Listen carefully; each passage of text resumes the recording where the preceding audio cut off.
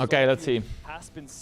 So we are having the casual same bans. Log is open, Shen is open. This could be a first pick Yike, could be a first pick Syndra.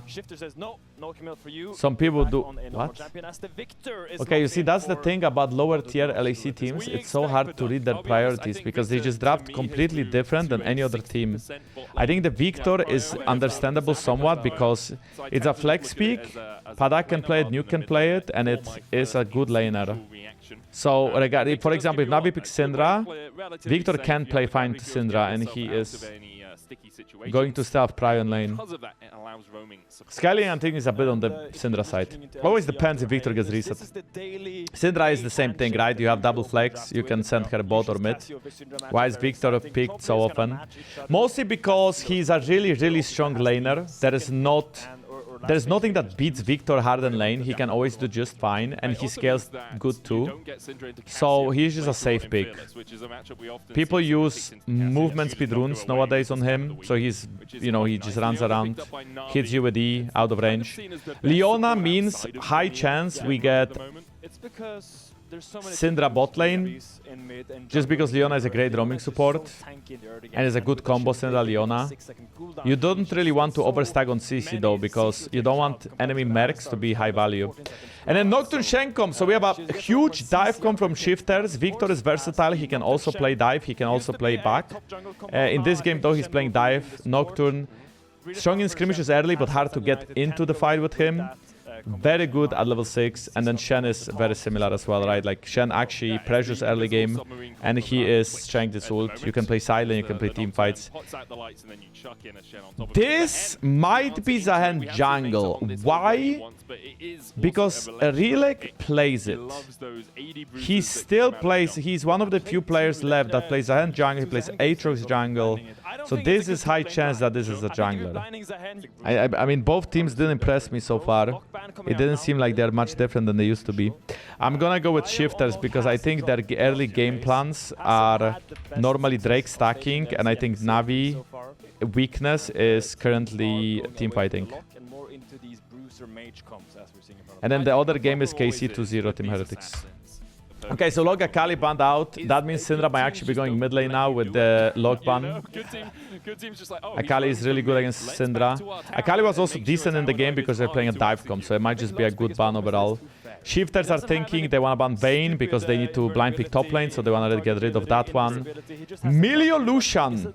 You cannot pick that because you already have Leona, so you are very locked into playing AD carry. That's just fine with engaged support. Parus is an option, I guess. You could also do Corki from what's open. Corki is really good into Nocturne, you can dash away and you have high burst and you are more tanky because of... Yeah, Corki is better. I like that more, chat.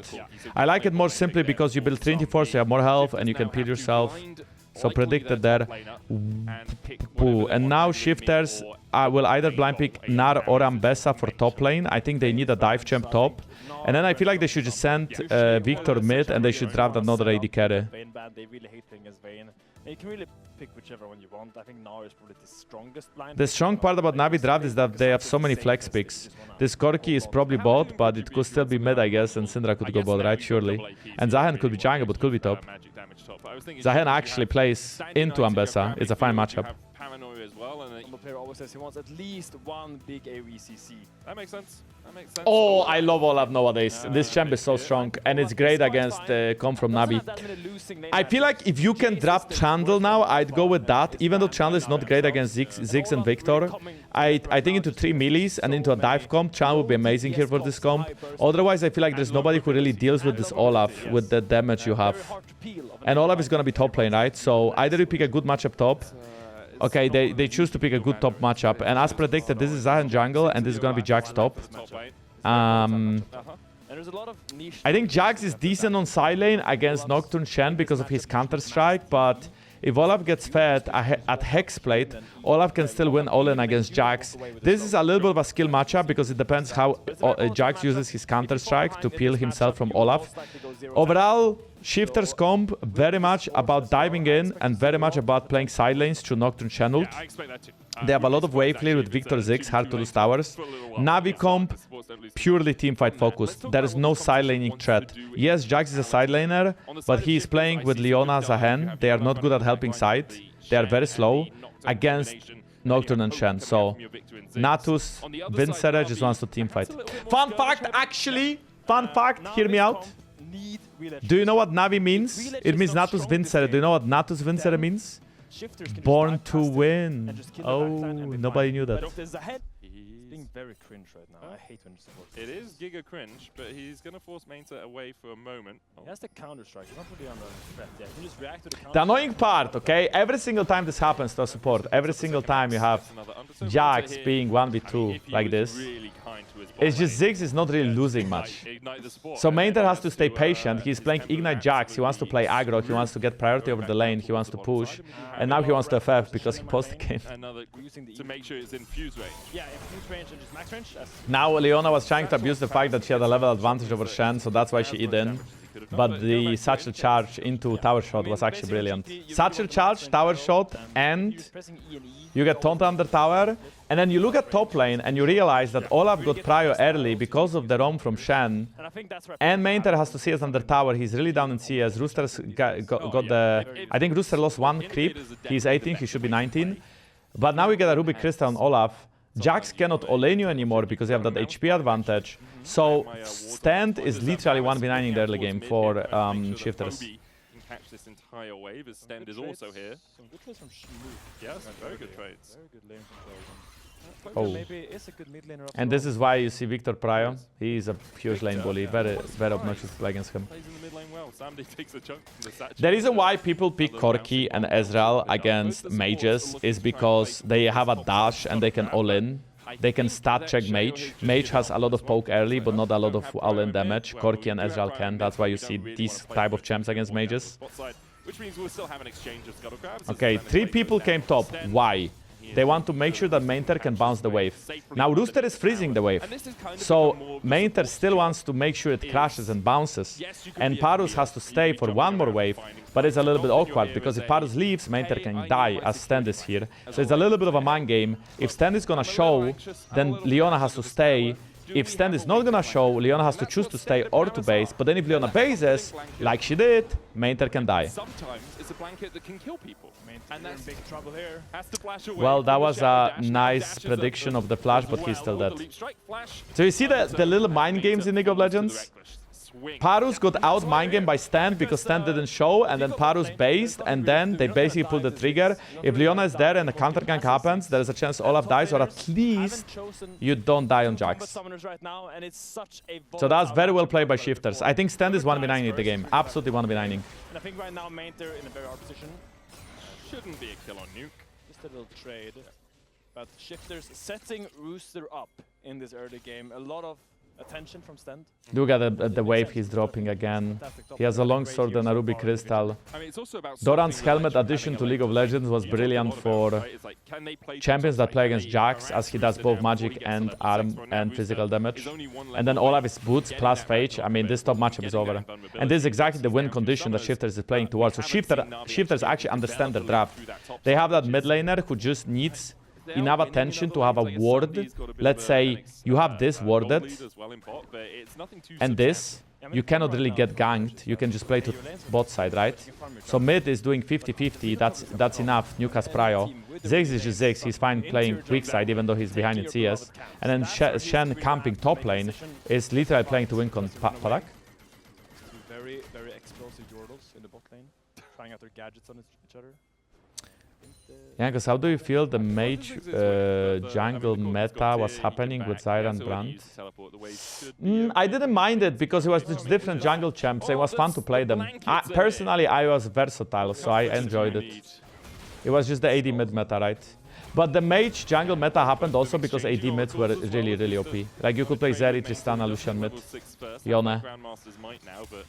Shouldn't really have too much threat on Stend. And we have another, the same scenario. They are just trying to bounce the way, but this time Stend overplayed and he's gonna die. So you see, like it's top lane matters so much more when you have these roaming supports, because everybody, there is a wave bouncing, and every single time there's a wave bouncing from Maynter to Rooster, shifters are trying to punish it, but now with NAVI read the play happened twice, right? So NAVI read the play this time well, and this time they were there to punish Stend, who was over-aggressive. At this point of the game, Shen is not level 6, and Leon is level 3, so at this point, I think Zahan is more useful, at least pre-6, and Leon is more useful as well, because she's level 3, she's more tanky, so a very easy kill. Wait, why the heck does Shen play Grasp? Dude, what? Why is Shen playing Grasp? He cannot even proc it. How many times did he proc it? Can I see? Very unusual for Shen support. Usually see the aftershock. Maybe this was his plan. He's gonna run I don't think I can. I mean, he's playing Ultimate Hunter. That is correct. This is correct. This is correct. This is all correct. This should be aftershock. Did he misclick? He might have misclicked. He has 4 procs so far. I mean, that is really bad. 4 procs is really bad. Because he's not gonna get that much more throughout the course of the game. You get the most procs of Undying Grasp when you play lane. And then it falls down. It scales with health. When you're a top laner, awesome. When you're a support, you don't really get levels. You're level 4 now, right? That's just the meta now. Every support is banking on the catch-up experience. They don't really lane much. I think he misclicked, guys. I think he misclicked. I don't think he's bad. I think that's really rough to say. I think he just misclicked. He either misclicked or he just thought he's gonna fight more than he actually will. But for me, that's most likely just a misclick. Or maybe he misclicked a rune and then he got the recommended rune page, and recommended rune page for Shen would be for top lane, not support, and then you get Grasp. You know, top lane top would actually get Grasp, right? Wasn't I caution for NAVI before? Yep. Okay, so they have 4 people here and Rooster is not around. You don't want to take this fight. Oh, hey, that was a nice flank by Poby. How the heck did he get there? But why didn't they? Oh my... They 5-man chased. Look at the amount of plays they are dropping bot. And Poby has TP, Sandy has TP. That's Sandy TP. They use so much there, and meanwhile Victor's pushing him in for free. They already dropped so much bot. Shifters does not care about the grubs. They're not gonna hit towers this game. Sure, they have the 6, but don't you think he's just... Don't you think he just thinks it's good and he's dumb? I mean, okay, he might think it's good. I don't think you should call him dumb for it. Maybe he had a scrim game where Grasp was good. You always should think about it this way. Be in the player's shoes. Because imagine you do something stupid, right? Should I call you an idiot? No, I should try to understand you. So be in players' shoes, don't instantly blame them. You're so toxic.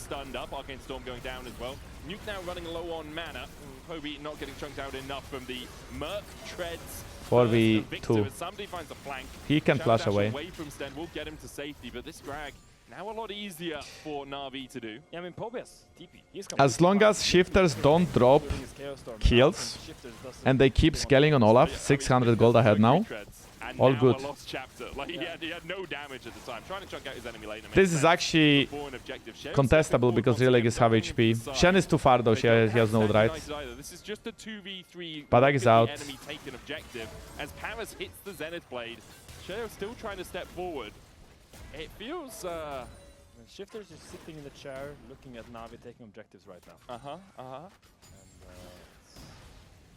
NAVI is grouping a lot, but they haven't really been punished for it. Outside of top lane.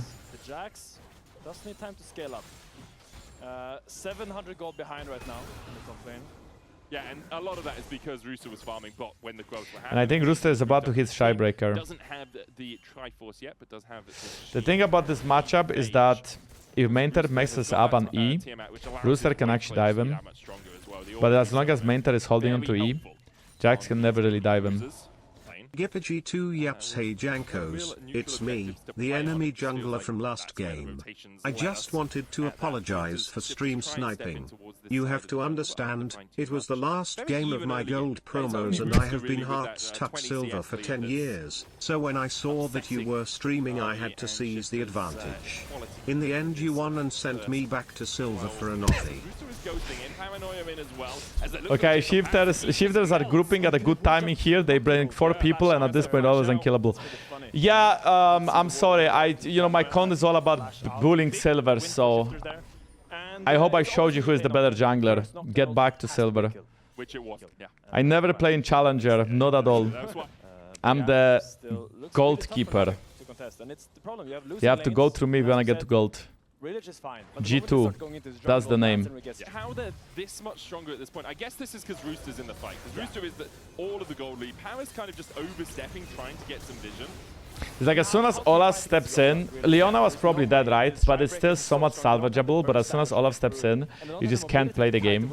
Olaf at 1 item wins every fight against hard CC comps, and he also is amazing against mage comps because they don't have the burst damage to take him down. This game is not a pure mage comp, they will have the damage to kill him when Corki gets crit.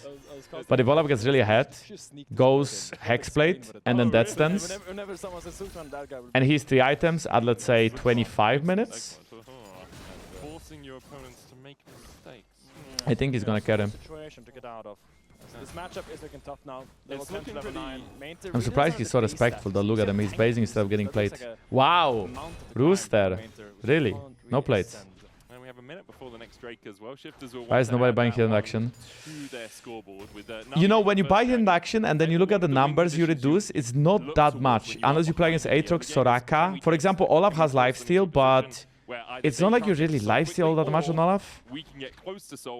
Especially that people tend to use W very late nowadays because it scales of missing health, so you want to press it as late as possible. It's also an auto reset. The problem is there's a few super a very normal meta champion, and they need to make it work in these fights because right now it's looking like Tier 3 mercs against Syndra Leona. Unless Zahen is there, she can never die. He does often make it work though. 3-1 on the Zahen across the course of his career. Oh yes, yes, yes. Thank you, Motherfucker, appreciate it. Really nice W from Shen, blocking knock-up from Rhilech. Okay, Nocturne to turn the lights off. They are going to Zahen. Zahen can buffer the fear with his ult. This is looking bad because they fight without their strongest, which is Olaf. I think Nuke gets one. I think Nuke might actually get Parus as well. Decent fight. I really like the W usage from Shen there was so nice against Rhilech. Hard to get the knock-up and then the pull-off when Shen can press W and block most of your autos. He's also playing Mercs, right? So not like he can get one-shot by AP. I guess the problem is as soon as he parts around. Wait, can you guys check the grasp? Because you can press some things here, but I don't think you can check the grasp. I mean, look at the jungle damage. Jungle roll is useful. Olaf is here, Olaf is here, Olaf is here. No, Olaf is not here yet. Olaf is here now. He gets one. 1 for 1, good for Navi if they can get away. Okay, that's my problem. So Navi likes to overgroup, right? They always tend to take these fights 5v5, they start the objective when they are all together, and sometimes they drop too much farm on silence because of it. Rooster is like on the other spectrum. Rooster is always efficient. He's not really gonna give up farm to group. He's gonna go to the side lane, he's gonna push it out, and then he's gonna group with the team.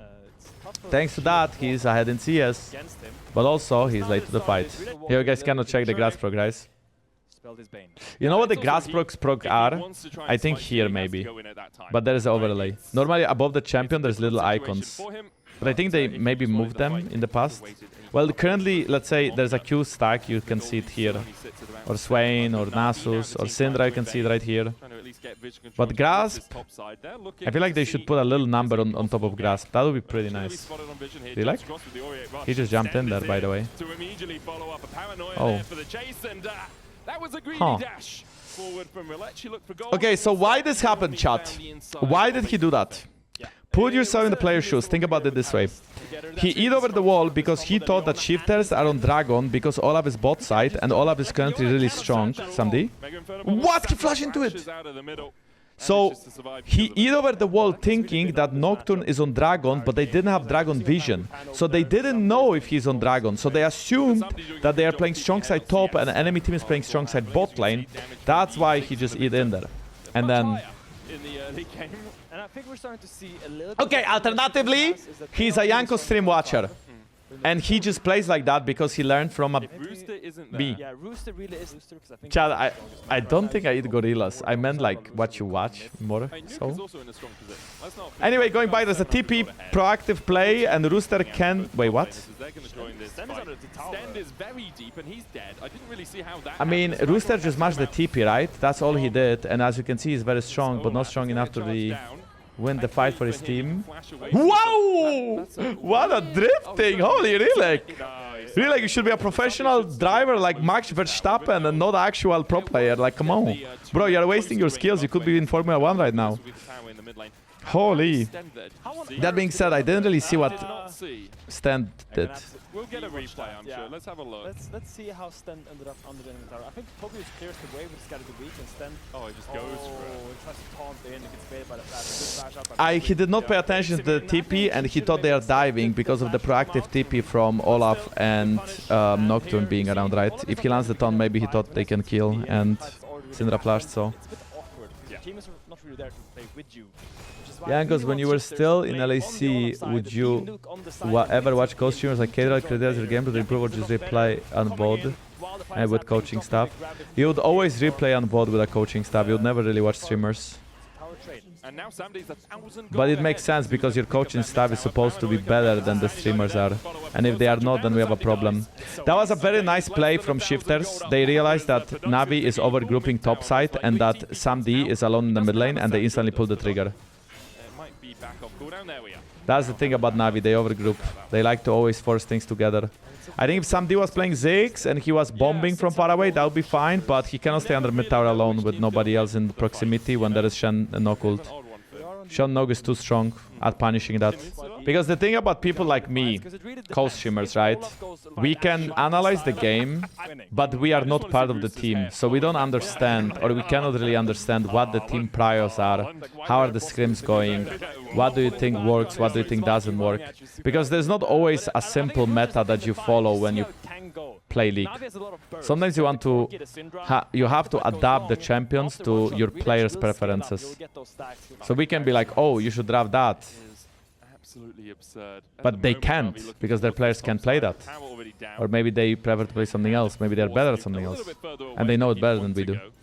We can still say draft would be better if, but it doesn't matter, it is the team that we are talking about.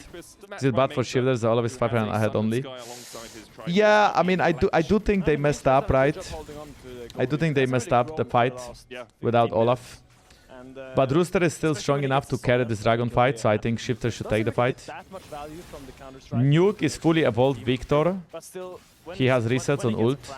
Paduck is 2 items, Nog is 2 items. You are really spiked now, you should take the fight. Enemy team is as well, but I think Olaf carries. Just make sure that Rooster actually has Ghost and ult in fight. And he went Destin second instead of Hexblade, so he's more tanky. Less damage and less catching power, but really, really tanky. To make sure that a Mega Inferno Bomb could join the battle if so required. NAVI with 12 seconds on this Drake have perfect information of basically the entire bot side river. Why would Sheo was the best player in a single meta but then couldn't adapt to other metas? This is a hard question, but I can give you an example of Bo. Do you remember Bo? He used to be praised as really insane mechanical jungler, but he just couldn't really... He didn't really know how to play the game. So he needed to be told where to be, how to play. And then he just couldn't make it in pro because junglers need to make their own decisions. He was really talented, but he just couldn't make it work in a team environment. Good poke damage. Something I actually haven't seen or haven't mentioned is that even though Shifters have a dive comp and they have that Nocturne Olaf Shen, they actually outrange NAVI as well. So in these objective standoffs, Ziggs can just use abilities with Victory, and the only one that can answer that is either Poby trying to stun or somebody with rockets. But stun is harder to hit, And Rockets just don't do that much damage. That's well played by Shifters. Get the momentum, because they had the control of this area. They were Yeah, I mean, okay, Doinby was literally famous for shot calling. He used to play Nautilus mid lane, this little rat, and he used to run around the whole freaking map shot calling everybody. That's what he was famous for. So he and jungler like Tian was a perfect match. Avengers. He was thinking about flashing over the wall, then he realized there's way too many people on top of him. Also because of no gold, you don't know if you get out. Sheo? Sheo still has flash. Oh! But Rooster is dead. Rooster had no ult in this fight. Rhilech is actually smurfing. Samdi flashing it, that's an ace, no? That's an actual, only Victor doesn't die. 6 bombs! Oh my god, he hit that one! Holy shit, Paduck saving the game. If Paduck W's Samdi, he kills Samdi on the spot. He was that close. Not just almost, he actually died. He does die. Well, he almost dies initially, and then he definitely dies. And Paduck gets a nice Q's there. Yeah, I mean, they cannot get Baron if Samdi died. I think even with Samdi alive, that they were all bot sides pretty early in the game. The respawn timer is not that long, so they couldn't get Baron. But I mean, if they get gold on AD, if they get that much gold on AD carry and you can go crit, you outscale the mage. The good thing about Ziggs is that he can always do damage, and Corki can't always do damage. That's the thing about mages. Most of the time, they will just unload their load. This is something. Well, a gold lead is something we saw Navi with. But AD carries have to actually out-attack. That fight was kind of given to them by Shifters. I mean, sure, they have channeled. The LEC, man. Sometimes you just have to rely on other people. Nuke has Proto. So hard. Champs like Leona get so much harder to play because your ult is a skill shot. It's pretty small, but then there is a Proto build. What is Sheo doing? Rooster has to insta TP here.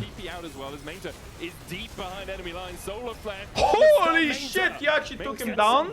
1v4 and Rooster used TP. That's insane for Navi. I think Stend taunted over the wall, didn't really get the shadow dash on anyone, and then just and they got the wave as well because there's no Baron. Really have any peel. Oh my, this all have damage, chat. Holy. And and look at Rhilech items. He's at 3 items and he's still scaling. He's about to hit level 16.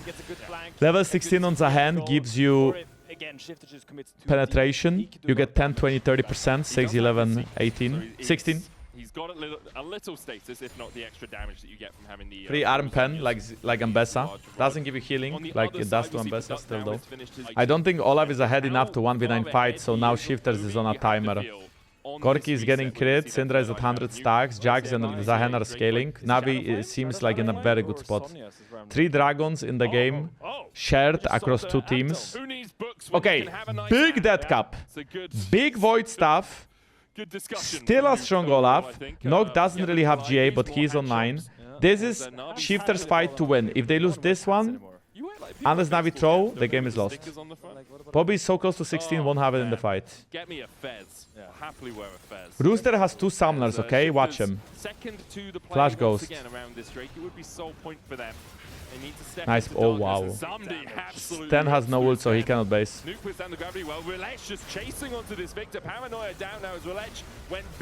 Rooster. Rooster. Rooster. Flashy. He flashed it! No! No, Rooster! Kill Rhilech, you messed up! Oh no! I think he could have actually won the fight versus team. I think he just messed up. He flashed, hit the wrong guy. Oh. Oh, yo, yo, yo, yo, yo. That's a psych. Yeah. I mean, Rhilech was literally in his reckless swing range. So Rhilech goes in. He drops to 1k health. He ults, and now look, flash E, Rhilech dies, you get a dead stance reset, Poby doesn't get the execute on you, and then you flash, force Poby flash, and then the whole team joins the fight. Completely different outcome from one flash E. Crazy, bro. I wonder what he was thinking. Did he misclick? Or did he think that Rhilech is already dead? Could be both. It's a lot at that stage. Because, you know, going on Syndra makes sense there. If you think that your Rhilech is dead. It's gonna matter who kills top first, because when Jax is behind, when all of is behind, that can't play the game. I was wrong. Yeah. This Jax is completely fine this game. Jax is bing chilling. A Sheo. Oh, nice side step. Really? Wow. Rhilech has passive still from the previous fight, but this time the true damage came through. There's a hand to the fountain. They literally won a fight and they were in a winning spot, and then they fought without Maynter. But that was a crazy good side step from Sheo on Syndra QE. Throw against throw. That's why I like my clown region. Can I get some Fiesta in the chat? Pick up the Baron here. Kudos to them. Maynter really far up here. Is he going to try and execute? Wait. Strike out. Nuke there for the chase. Gravity field. There's a leap strike across the wall. Maynter bit of a pickle. Still trying to escape. Yeah, I mean, this is a big pickle. Freeze frame. Not even a little wondering how I ended up here. Well, he put himself there. Maynter dies. Delays the Baron up. Well, you guys died, so I can die too. The Baron push. Let's rewatch this, because it's just a good pick from the Shen and the Nocturne. Just go. They use their global ults. Sheo spell shields the stun. Also sidesteps it. I think it was both. And then he goes on to Samdi. Samdi gets rolled. Rhilech tries to help. Maynter is collapsing. Yeah, it's our Baron. Just a numbers advantage there for Shifters. And that's what so the thing about NAVI is that part of their problem is how Samdi is contesting mid waves without help. But it's not just his fault. You cannot always blame the AD carry. For those of you who watched Los Ratons, that's a really perfect example, because Crowny used to be famous for dying on mid waves. Not every single time is the AD carry's fault. You can ask for help, or some waves must be contested before you go into the jungle. This wave should be contested. There should be 3 people on that wave. It's not just Samdi's fault. It's just Navi playing too fast. Okay, Sheo's level 16, he can actually join this fight. Big fight incoming. Nuke. Oh, big bomba. Big bomba. Poby. Sheo. Sheo's buying 4 people's time, but the fight is already lost. I mean, still lost. Hack, good Crowny callout. It wasn't a Crowny callout, bro. Calm down. Not trying to blame Crowny here. Literally explain that it's not his fault. Not always, sometimes.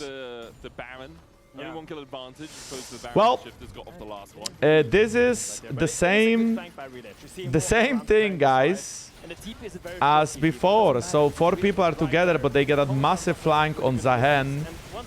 Oh my god, Rhilech actually got a W pull on Nuke Stend there, melee range. Rooster doesn't get the reset because they do end up killing Zahen, but Zahen has 2 lives. That's a balanced Riot champion. Rooster can stay alive when he dives in. He's not fed enough. No, he can't. He can't because he's not fed enough. AD carries actually kill Olaf very fast. Not Ashe, but other AD carries.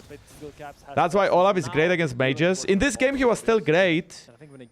We are in late game now, though, and NAVI is in a good spot, and NAVI has a lot of scaling champions, and crits from Corki just do so much damage. Even Zahen at this point is decent against Olaf. Not in one-on-one. Olaf can still possibly win that, but Zahen having 2 lives, it's very hard for Olaf to deal with it, because Olaf needs to ult to kill his first life, but then there's a second life. Very often, actually, Zahen wins because 2 lives. Pretty much every matchup. Okay, what do we do now, guys? If you are a shifter fan, what do you do? If they time that Samdi has no flash, they can try to do the Shen Nocturne ult thing again. Rooster still has Sams. Look how much damage Samdi has whenever he hits, whenever he actually gets to auto-attack. It's so much better to have a Corki than have a Ziggs now. Thunder power! Yeah, actually that would work. Shifter is trying to play for towers and give up their dragon. Smart, I like it. They probably get Inky. I guess they don't because they don't want to stay. They are scared of getting collapsed on. I want my name. I have to add XDD on top of it, or add 5, a number, or add another S. Okay, they're trying the same thing. Timing is not good. Stend actually ended up on the wrong side of the wall, but they still kill somebody. Couldn't he flash away? Frosta, thank you. Appreciate it. I mean, that's definitely... Actually, no, there's a story behind it. There is one guy in Dota, and he has the same surname, and he's also Polish. So true, man. And he used to be called Jankos. But then, like, I am the older Jankos, so I should have the Jankos name, because I used to have this name. My dad gave me this name, like, 26 years ago. 25. Nice stun! Nice pull! Okay, Rooster, I feel like that's a bit deep. He gets one. Holy true damage. Why is everybody throwing the whole time, man? Why can no team in LEC play clean? What the heck? Yeah. Okay, we'll keep a track of it. We think Shifters win the next team fight. I mean, Samdi contesting mid-waves alone is a one thing, considering he died to it 3 times now. I think he's gonna learn, hopefully. Like, you know how they say... Okay, in Polish we have the saying, do 3 razy sztuka, which literally translates to, like, the 3rd time is the charm. Well, he died 3 times now, so it's the 4th time is the charm now, okay? But then even when one team throws, the other team counter throws instantly. They had a bot set up to siege with Ziggs and all up, and then they just get caught mid. Wait, did I play ads? Oh, my bad, bro. I think I didn't get ads in game. They got Baron. Oh, that's so unlucky. That is so unlucky. Sorry, bro. I normally play ads in the game. The answer is no, so NAVI without a fight. I'm sorry, out of the game. Oh my god. If you are NAVI, you just want somebody to be with your team, and your team to be with somebody. The teams have to throw to have more screen time for the sponsors. Can you confirm? That's a crazy take. Yeah, it's true, it's true. The teams are not allowed to end the game 1 in the LEC very quickly, or at least if they do, they have to make it a 3 game. Especially on Mondays. People just came from work. Cleanses things away, equal vitamin C, who knows? As NAVI pushing we are doing the same thing, but this time it's 5v5, so it's a disaster. Oh my god, Rhilech is so big. Like, actually, Rooster, you can see how oppressive Rooster is, but it's just not oppressive enough because, I mean, NAVI scaled. Well played to NAVI. Titan Chen, thank you for 34 months, almost 3 years. Thank you, Tina. NAVI might just look for the end. Chat, could Shifters win this game? Yes. Did they have the right idea? Yes. Did they mess up fights? Yes. Did they fight without Rooster? Yes. And somebody gets away with it. You see, that's why NAVI really hard drafts for team fighting, because they just freaking love team fighting. They love to group and just brawl. So many throws in this game. By no means it was clean, but was it entertaining? Absolutely. We had like 40 kills in 40 minutes. I take those. It was more closer to 36, but still. Okay, so Shen, Leon are out. Camille is very high prio with Poby ban. She is the best roaming support left and the best early game support left in solo queue. In solo queue, yeah, in early game, in roaming. Log is banned. This should be a Camille first pick on my screen. Camille or Vi, but I'd rather have a Camille in my team. With Shen, Leona out. But Camille requires you to play solid early game, right? It's available, but it's gonna get locked in. Does make sense. And now what do you pick for this? You can pick Vi. I was thinking that Jax is a good Camille answer. You can pick Leona. What do you pick into Camille? You just pick a team fighting support. You can pick Caliste or Rel. Like Rel can actually match roams. Bard is decent. Bard loses lane, but Rel it is. Yeah, I think Rel is a lot more conventional. Yes, exactly. Could be an Elder fight in 40. Yeah, but you have a sub, so you don't care. I'm waiting for my tanks in the bot lane, medic. I'm just waiting. The Anivia is locked in. Okay, Anivia flex pick. Most likely mid. I didn't see a lot of Anivia bot lanes. People used to play support, but there's Rel in the game. Decent blind. If you really want to outrange her. You could also look for something like an R. Why don't they just play scaling? The game is always thrown 20 times. Yeah, well, that's... Camille is actually not bad scaling when you drop that dive combo around it. So you see, now you have Camille, then you have Rumble ult on top of the Camille ult, and then they're still most likely thinking about one more champion on top of that Camille ult, right? They could do Vi if they want to attack team that just goes in together. They could do... Listen if they're on a strong early game. They could do an answer into Anivia like Ahri, something that also dives in and can actually go over Anivia wall.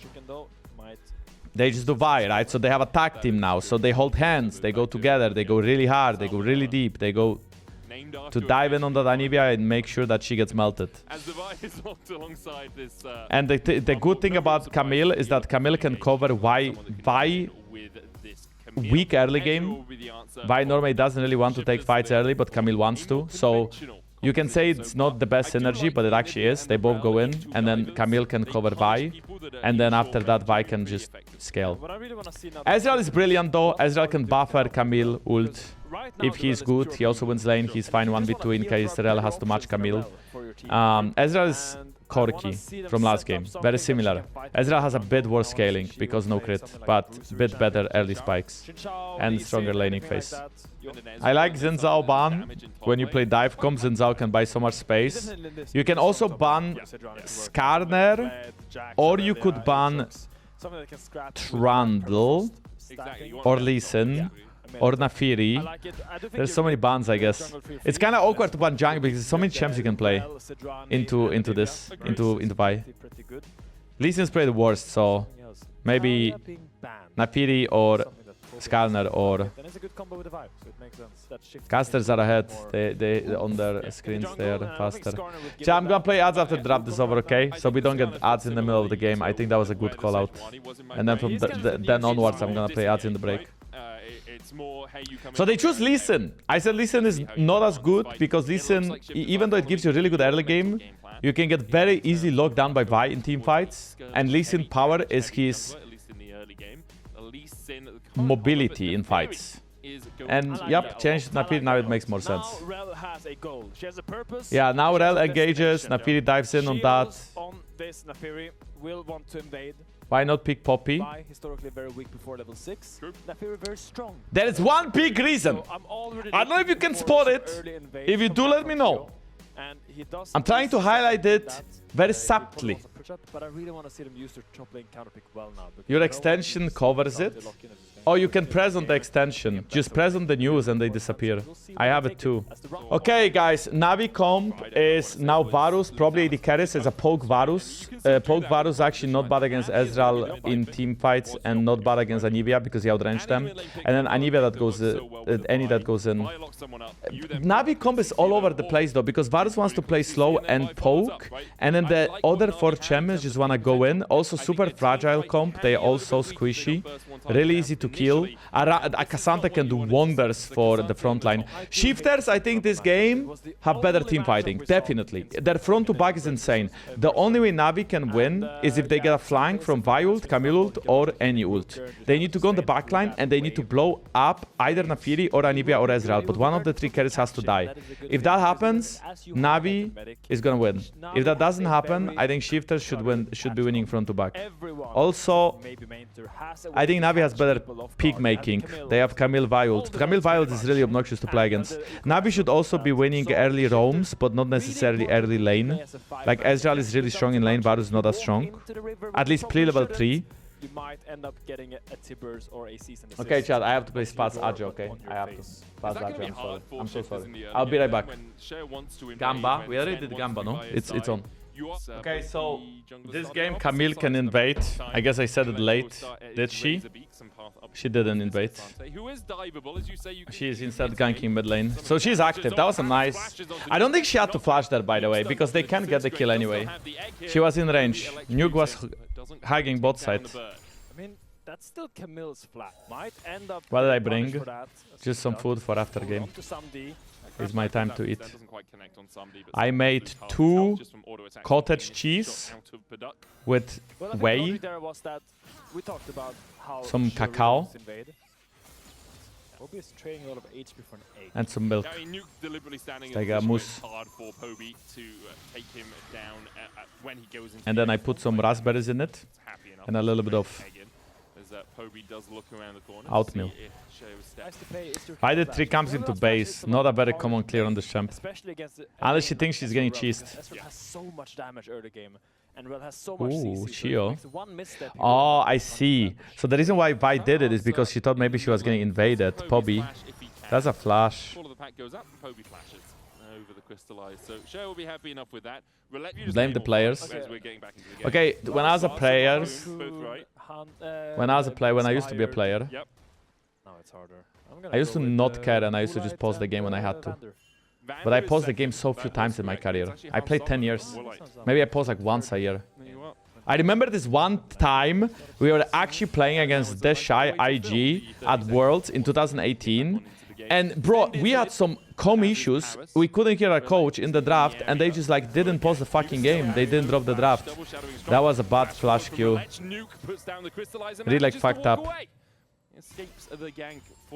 So we legit just couldn't hear each other. And we had to play the game. Well, we got 3-0, so. Opted in for the heal and saves Nuke's life with that movement speed and the little HP burst that he got from that. I think in some cases it's better to flash and then Q. You don't need to always Q flash on buy. You can sometimes just flash and then Q. Like gap close with your Qs charging and then just press it. Good job, Sandy. That was one of those cases. That level 6. We haven't seen the invades that perhaps we expected from Shifters in the early game. As Parus has caught a little bit here. Still no flash. That's a bit scary. Very nice cancel. Q flash, that's a kill. No! Okay, I thought Stend's gonna take it. How do I feel about NAVI? I think she's overrated. Poby is going to... One more auto and beautiful.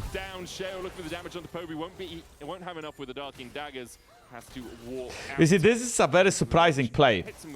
Because I understand why NAVI is trying to gank it. They just want to punish the no flash they have any. They have point and click stun. But why is Shifters trying to gank it? Sheo had wolves, the wave was bouncing, Anivia was safe, you can scale with NAVI, and you can scale with Anivia.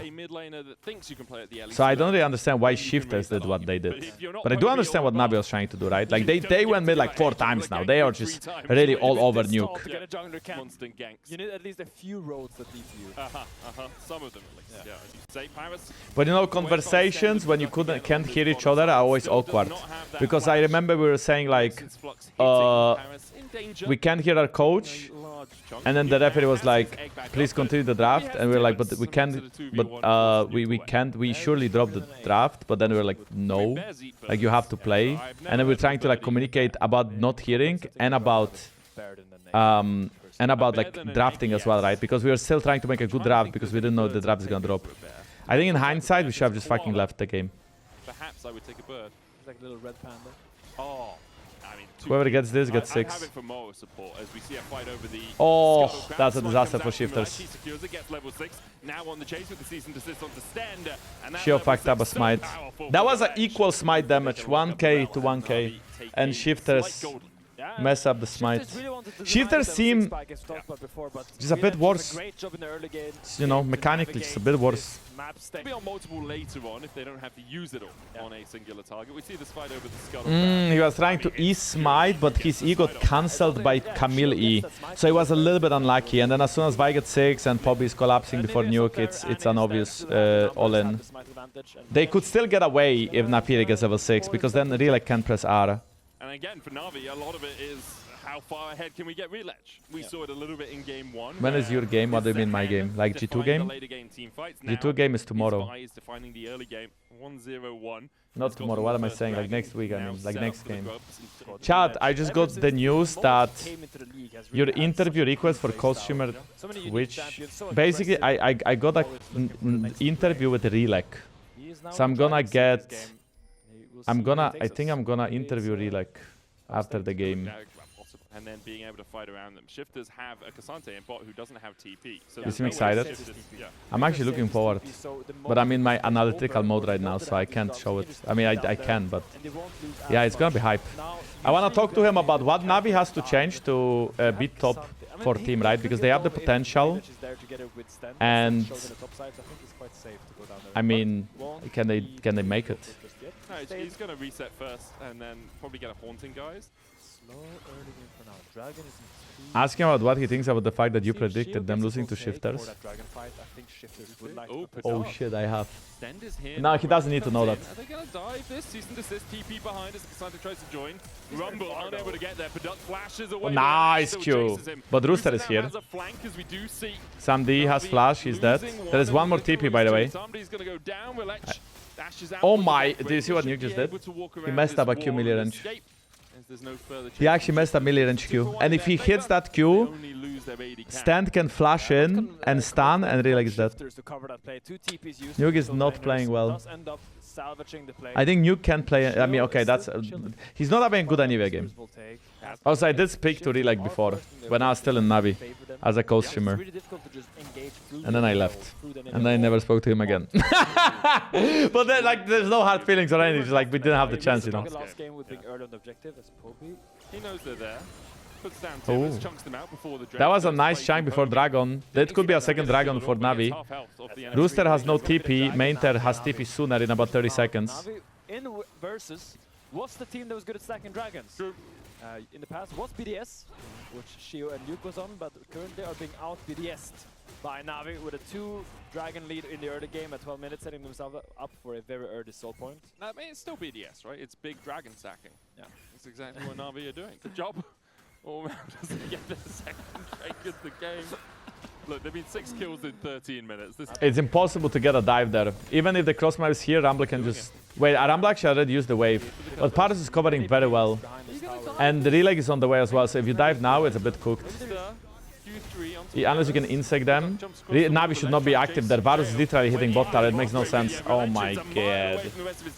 Locked up with the flash frost and taken out by the frostbite. Shifters with 5 I'm gonna ask him about this one. Take a kill on the top side. That play was a little bit misread by Rhilech. Yeah, your job is cover and defend, not vault breaker forward into a team that is sending 5-man top lane. Now Maynter might be the target. Doesn't have the equalizer to clear out the wave, so probably has to leave now. Samdi does have TP. Is Samdi going to TP to this tower? We'll see. Probably also He's waiting. He's thinking. TP's mid. Okay, that's not the same tower, but NAVI are able to hold off on the play. The Shifters could have committed for a dive there, but Sheo just takes Rhilech's entire top side instead. Parus. Oh! Made him onto Sheo. He's used the Sheo has no W. Sheo down He to can... 30 Oh, HP. and he Still flashes into finds the him ult. after the flash. Now I don't know if Sam D is a genius, and he predicted that. Like, did you see it, chat? Was it a prediction, or was that just like a flash into ult? Did something miss, and Sheo flashed into it, or was it like Sam D is a genius? Yeah. Assuming you know you're not getting invaded, but in the enemy jungle, Paduck. And this is also because he took that bot tower. Yeah, he's going to W here. And like, you do it out of instinct on But they didn't see... Oh, wait. You know how they saw it? I think they saw that there is a lot of dogs next to Nafiri. And then they know she used W. And that flash prediction was safe. I'm convinced it was flash prediction. I'm giving it to Samdi. I'm giving it to Samdi. Good job, Samdi. That was a very sexy flash. 5 seconds. Ult, extra not flash. damage as well, you know. Prediction, flash prediction. He's dead now. Maybe he won't do it again. Who knows? No, I mean, I think LPL is fun.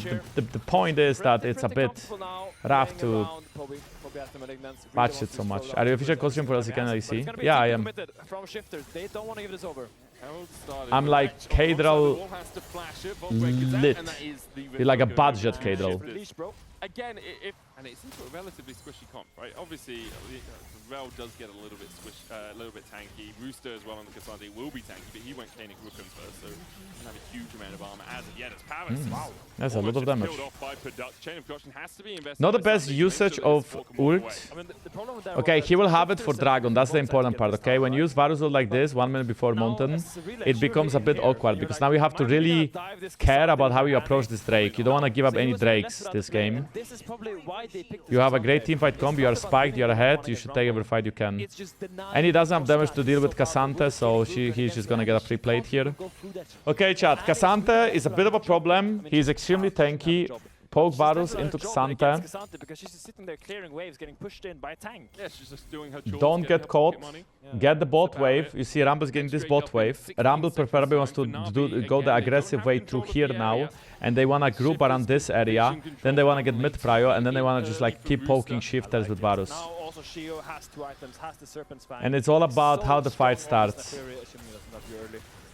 Good poke, but onto a very tough... This ward not being cleared is so much information, because you always know which side Poby is on and when he wants to flash an ult. It makes it a lot hard for you to sneak around. You can see Parus trying to find a flank position, but he's spotted as well as Sheo will chase him out. Crystallized, Maynter has to flash it towards the top side of the Rhilech? fight. Rhilech goes in, but Rooster keeps him at bay, and Equalizer on Paduck is good, and Nuke standing on the right side of it. Oh. Rooster's caught out in the chain of corruption, but he's Parus able to walk dead. away. That fight is lost, they should go top. It's over. Oh, Poby flashed him, but missed T-bars again. Sheo kills off Parus. Reset comes out from Rhilech as Navi just give up the ghost on third Drake. The Shifters has learned how to be first in the objective. It's a very good sign for them, because turns out it's really hard to enter when you're playing. Poby, we gotta hit those, man. We gotta hit those. We wanna win fights, we gotta hit those. Before they get Michael Blessing on Rel, and then she's gonna peel your ult anyway. Shifters get everything there. They get a mid crash, they get the Drake, they get a kill.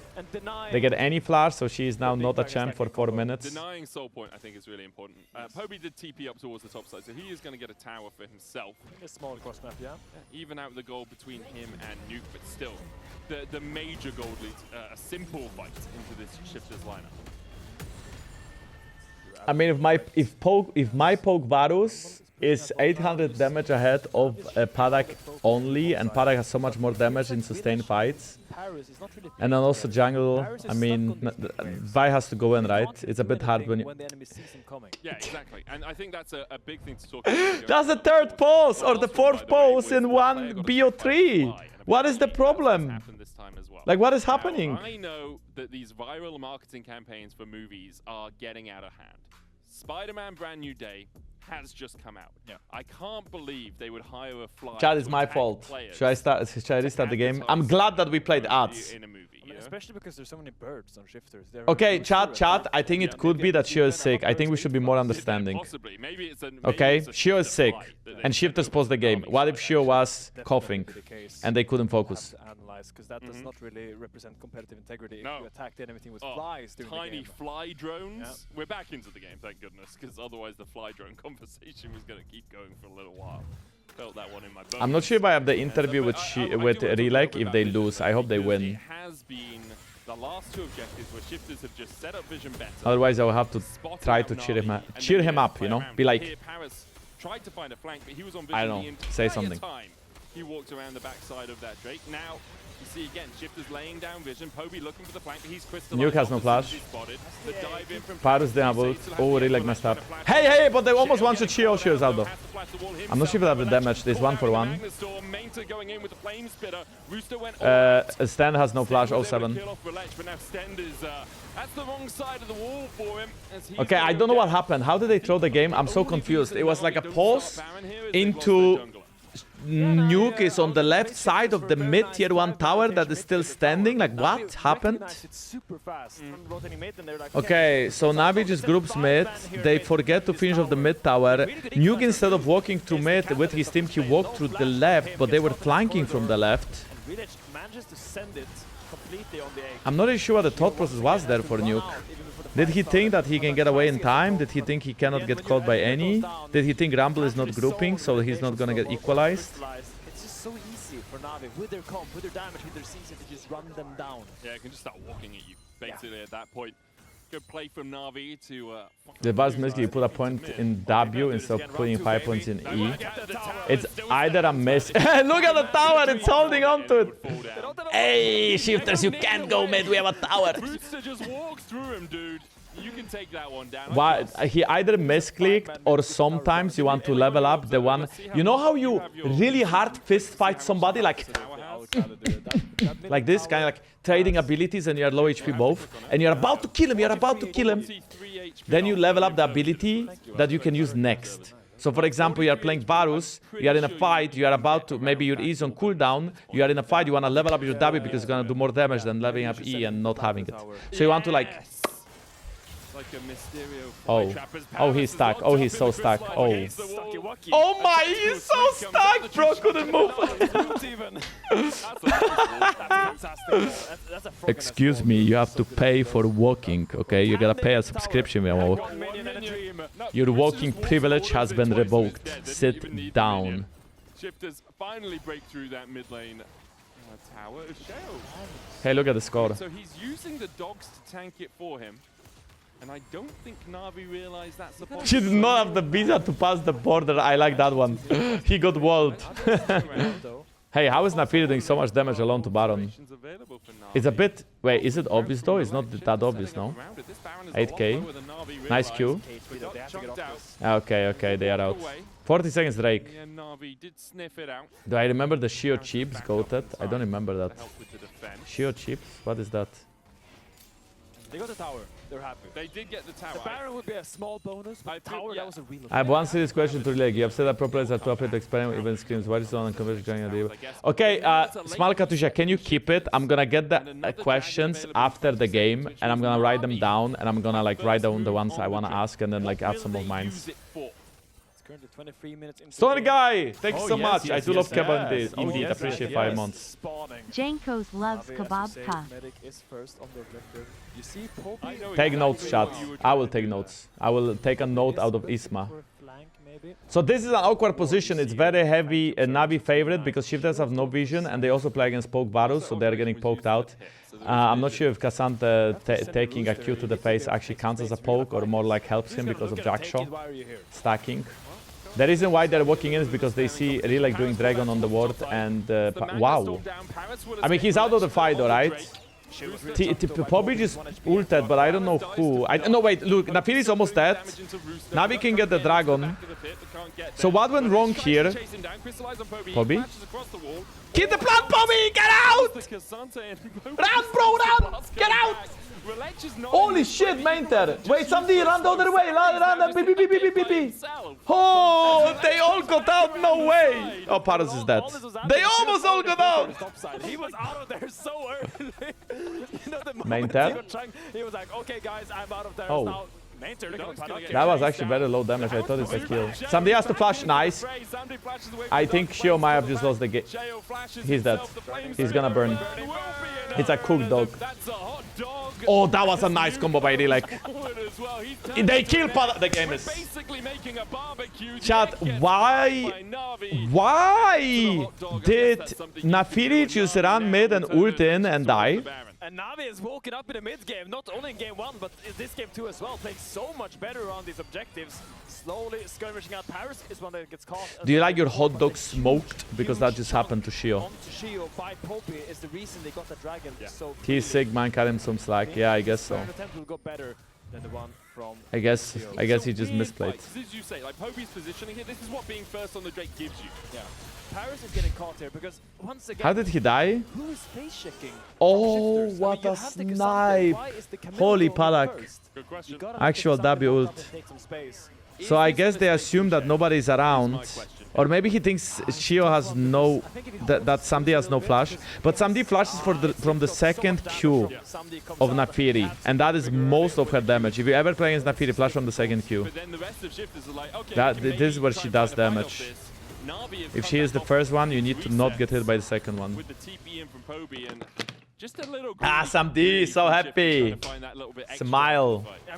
You're winning, bro. Let's go. Lacking that support jungle synergy because the Nafiri really wants the CC setup to go on someone, but now he's the one getting caught out. Of the pack makes him go up, but the season assist will put him up and then down. Equalizer on the back. Nuke has no flash. They can't chase him though, can they? Samdi has ult. Good, you're streaming Jankos, Yamato and Carol not streaming. Well, thank you, bro. But you just basically told me that I'm your third choice. You just told me that like you have friends and you hang out with me only when your friends are not available. Like I'm like the kind of friend you call when like nobody's in town and you want to just do something. You want to grab some food, you don't want to go alone, so you call me. Yeah, amazing, bro. That makes me feel so happy to stream for you. What do you mean that's so accurate, by the way? You have a subscription. Surely you don't think that way, right? Or is it a gifted one? The costume of W was goated. Well, thank you. It was actually mega entertaining. Look at him go on his little horse. He needs to find a pick that can set up this. Maynter. Rhilech? Rhilech is going crazy, but there's no equalizer, so hard to follow that. He has GA. What? He actually lives that! What a madman! He actually gets away!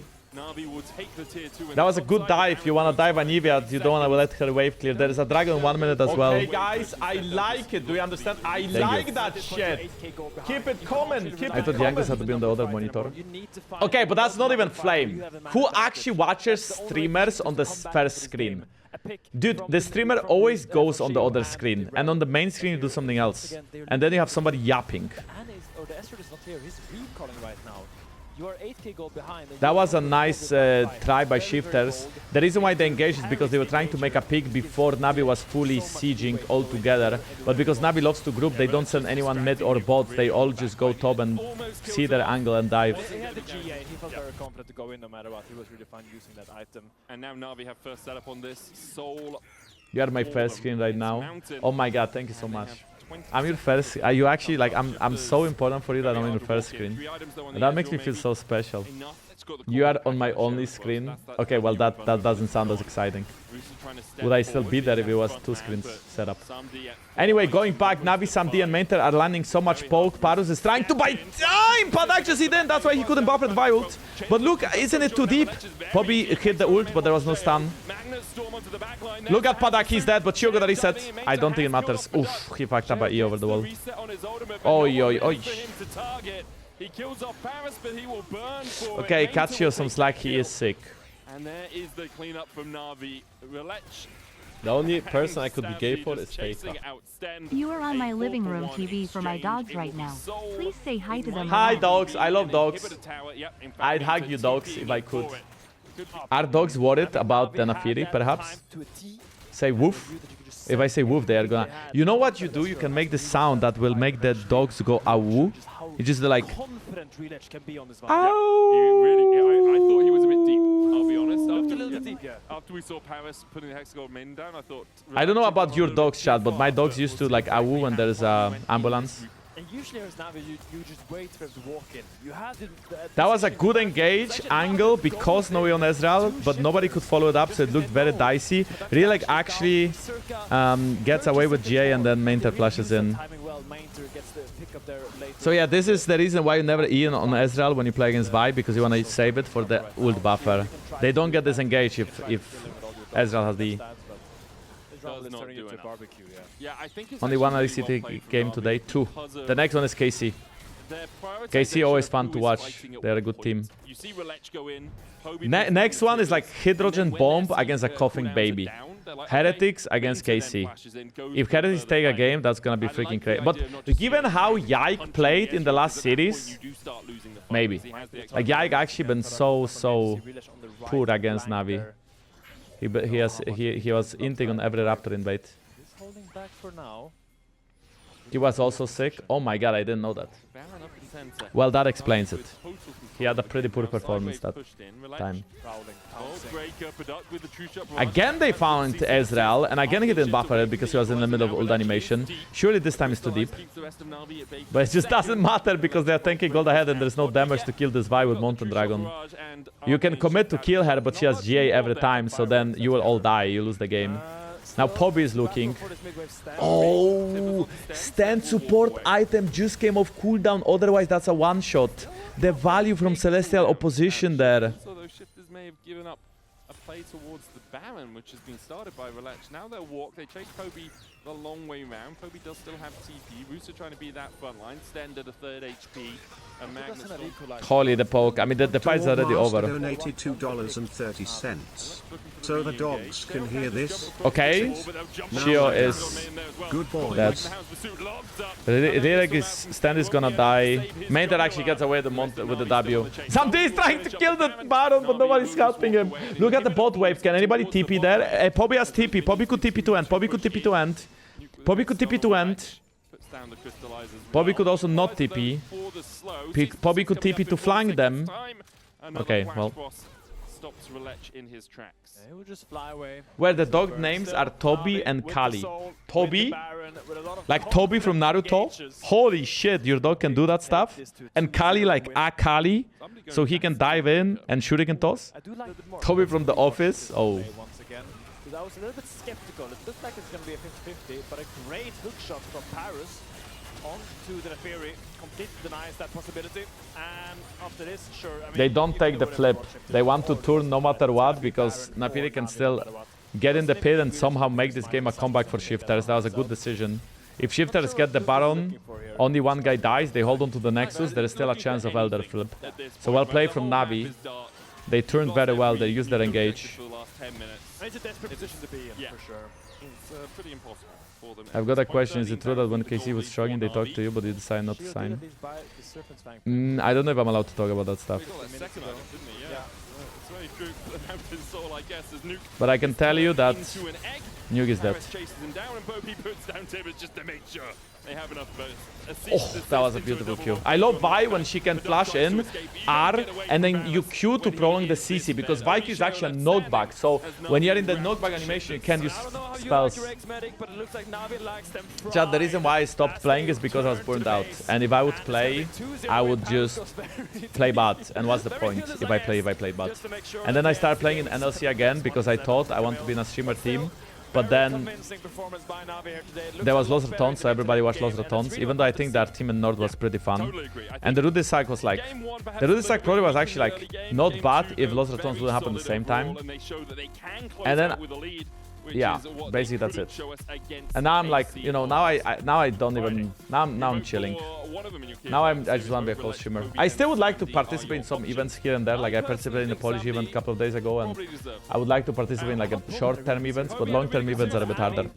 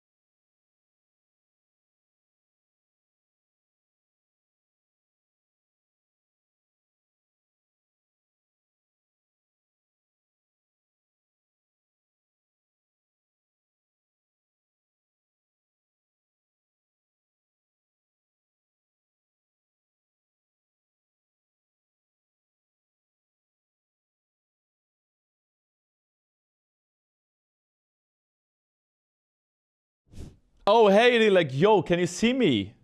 Yeah, I can see Yo, you, what the hello. fuck? I didn't know. Yo, how are you, man? How was the game? It was good. First win of the summer. Yeah, I'm happy Yes, for you pretty guys. I'm really happy for you guys. I'm glad that you guys are Thank coming you. back. Wait, can I see your camera or is that not possible, you think? I have camera open. I can see myself. Oh, you can see yourself. I cannot see you Yeah. for some reason. I'm not really sure what is wrong with my video then. But it's all good. If you can kind of like, what do you see? You see only me, right? You don't see what I'm doing. Yeah, I only see just webcam.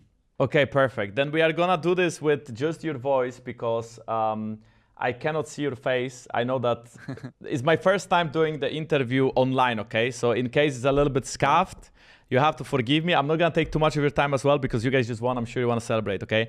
I'm gonna start with like a little bit of a weird question because I wanna ease up the mood, but also I'm just curious generally. You Yeah, are from sure, Turkey, let's go. right? So Yeah. how is the Turkish kebab compared to the Berlin kebab that I'm sure you tried Berlin kebab at this point, right? You have been there for like I 7. eat a lot. It's not even close to each other. It's like 2 different meals. It's 2 different Turkey- meals, but Yeah. like, is it like a good way or a bad way? In that it's 2 different meals. In bad way. Like In bad Berlin. way, but I thought Yeah. Berlin kebab was so good. What is wrong with it? Like, what do you think is wrong with the kebab? No, like if you eat real good Turkish like doner, you will say that, oh, I never eat doner in my life. Okay, Like, I the see. thing So the thing I eat in Berlin is not the real doner in the world, you know? oh, okay, I see. So basically, I don't need I never had a real kebab. I don't think I actually went to Turkey once, but I don't think I tried kebab. But that's an you interesting missed out take then. because Yeah. I thought Berlin kebab was good, but I guess not. Okay, I want to start then with something harder on you. Okay, something that you maybe have to think about a little bit. You remember that game 1 that you just played in the you played Zahen, right? My question is basically like, why do you pull out these kind of champions like Zahen, like Aatrox? Because LEC doesn't seem to be very fixated on them, but I think your Aatrox has like 85% win rate this year in 8 games, and also Zahen was mega clean that game. So I'm just wondering, like, is it your uniqueness? Is it that you can play these champs like Canna, like Zahen? I remember you also played Canna when nobody did it, like Aatrox, or is it just generally you think they are good and people undervalue them? Like I think both. I think they are really good champs into like some camps like Zahen, playing Zahen into a melee comp. They had Olaf, Leona, and Nocturne. They want to come into us, and I can stack my passive, so it's really good. It's kind of same for Aatrox, and like when these team comps happen, these champs becomes really valuable. But I think most of the junglers doesn't realize it, and also they don't want to put too much practice on these champs because you need to put out of practice. It's So like you very can like be really high good. mechanical skill champs, like Zahen, Yeah, Aatrox especially. I feel like it's not a normal thing to play Aatrox jungle, but you're actually insane on Yeah. it, you know? It's not like a normal bruiser. You need to angle Q's really good, and you need to be limit testing a lot as well. Okay, I see. And do you remember that one time you eat over a wall at Cracks? Yeah. What happened, bro? Was the call there that they were just doing Dragon and you guys didn't know? Yeah, Or? like we were just thinking that they're doing again. Like Parus opened to bot river from base. He Mhm. put 2 wards. Then enemy cleaned that 2 wards. And we thought they're just gonna start Drake. But we didn't really have ward on Drake. So we didn't see them actually starting. And then you I just assume they are not playing covering the top, basically. Yeah, Mm. like I knew that cracks were up, so I just take cracks, E out, because it was Victor catching top wave under tower. And then I still knocked on my No, it's fine. It's I'm fine. I thought exactly the same thing when I saw it, and that's why I explained. But I was like still curious because it's nice for the viewers to see how players think in game. You know, sometimes you don't have all the information, but you assume things, and sometimes it just doesn't work out. But moving on from this one, there is a pretty hot topic about all the mages bot lane with all the roaming supports, right? How do you think it works out for you guys? Because I saw Samdi, playing a lot of AD carries, but he can also play mages. And I feel like since Samdi is, he's a Korean player along Poby, I feel like my take on the meta is that you have to communicate a lot from mid because a lot of plays happen on mid, especially with roaming supports. And then AD carry has to communicate about being weak-sided whenever he needs cover, whenever he doesn't need cover. So how does it work out for you guys? And what is your personal take on the mages bot? Do you like it? Do you enjoy it? Do you like to be invaded level 1 by a Camille maybe? Hey, I mean, I like the meta. It's like generally played around jungle support mid. So and you play really aggressive early game. You fight a lot, and it works good for us because we generally play around mid. Me and Parus and Poby have kind of good synergy compared to other LAC trios like jungle mid support. And we are also working a lot on that as well. This meta, I think, really good for us. And Poby, like compared to other Koreans, I think he's talking a lot. He's giving you a lot of info about his matchup, what he wants to do. Was he always like this, or did he like, when he came to Europe, did he already know English very well, or is it just like he's used to it from his previous time in T1, or? I mean, I don't know how was the things in Fnatic, but since we started scrimming, he's always talking a lot. But the thing is, his English is not the best, so he's not talking detailed. He knows what he wants to do or says, but he says it generic. So we don't know exactly what he wants to do, but by time we kinda like overcome with it, and we know what he wants. Okay, so the more you play together, the easier it is to understand. And I assume he also communicates a lot in scrims, and that makes you guys like kinda not guess, but understand him better what to do on stage. Yeah. Okay, and now it's like a personal question for you only. If you could play against one jungler in the whole world, right? Like watching MSI or EWC or First Stand, is there somebody that you want to beat, that you want to play against? Or are you happy competing against the LEC junglers currently? I would like to beat Kenyan a lot. He was my idol. He's still my idol. He's even like kind of playing bad recently. But he's not him anymore, But he's still my GOAT, and I would like to beat him in internationals to prove myself that I reached Kenyan level and passed him.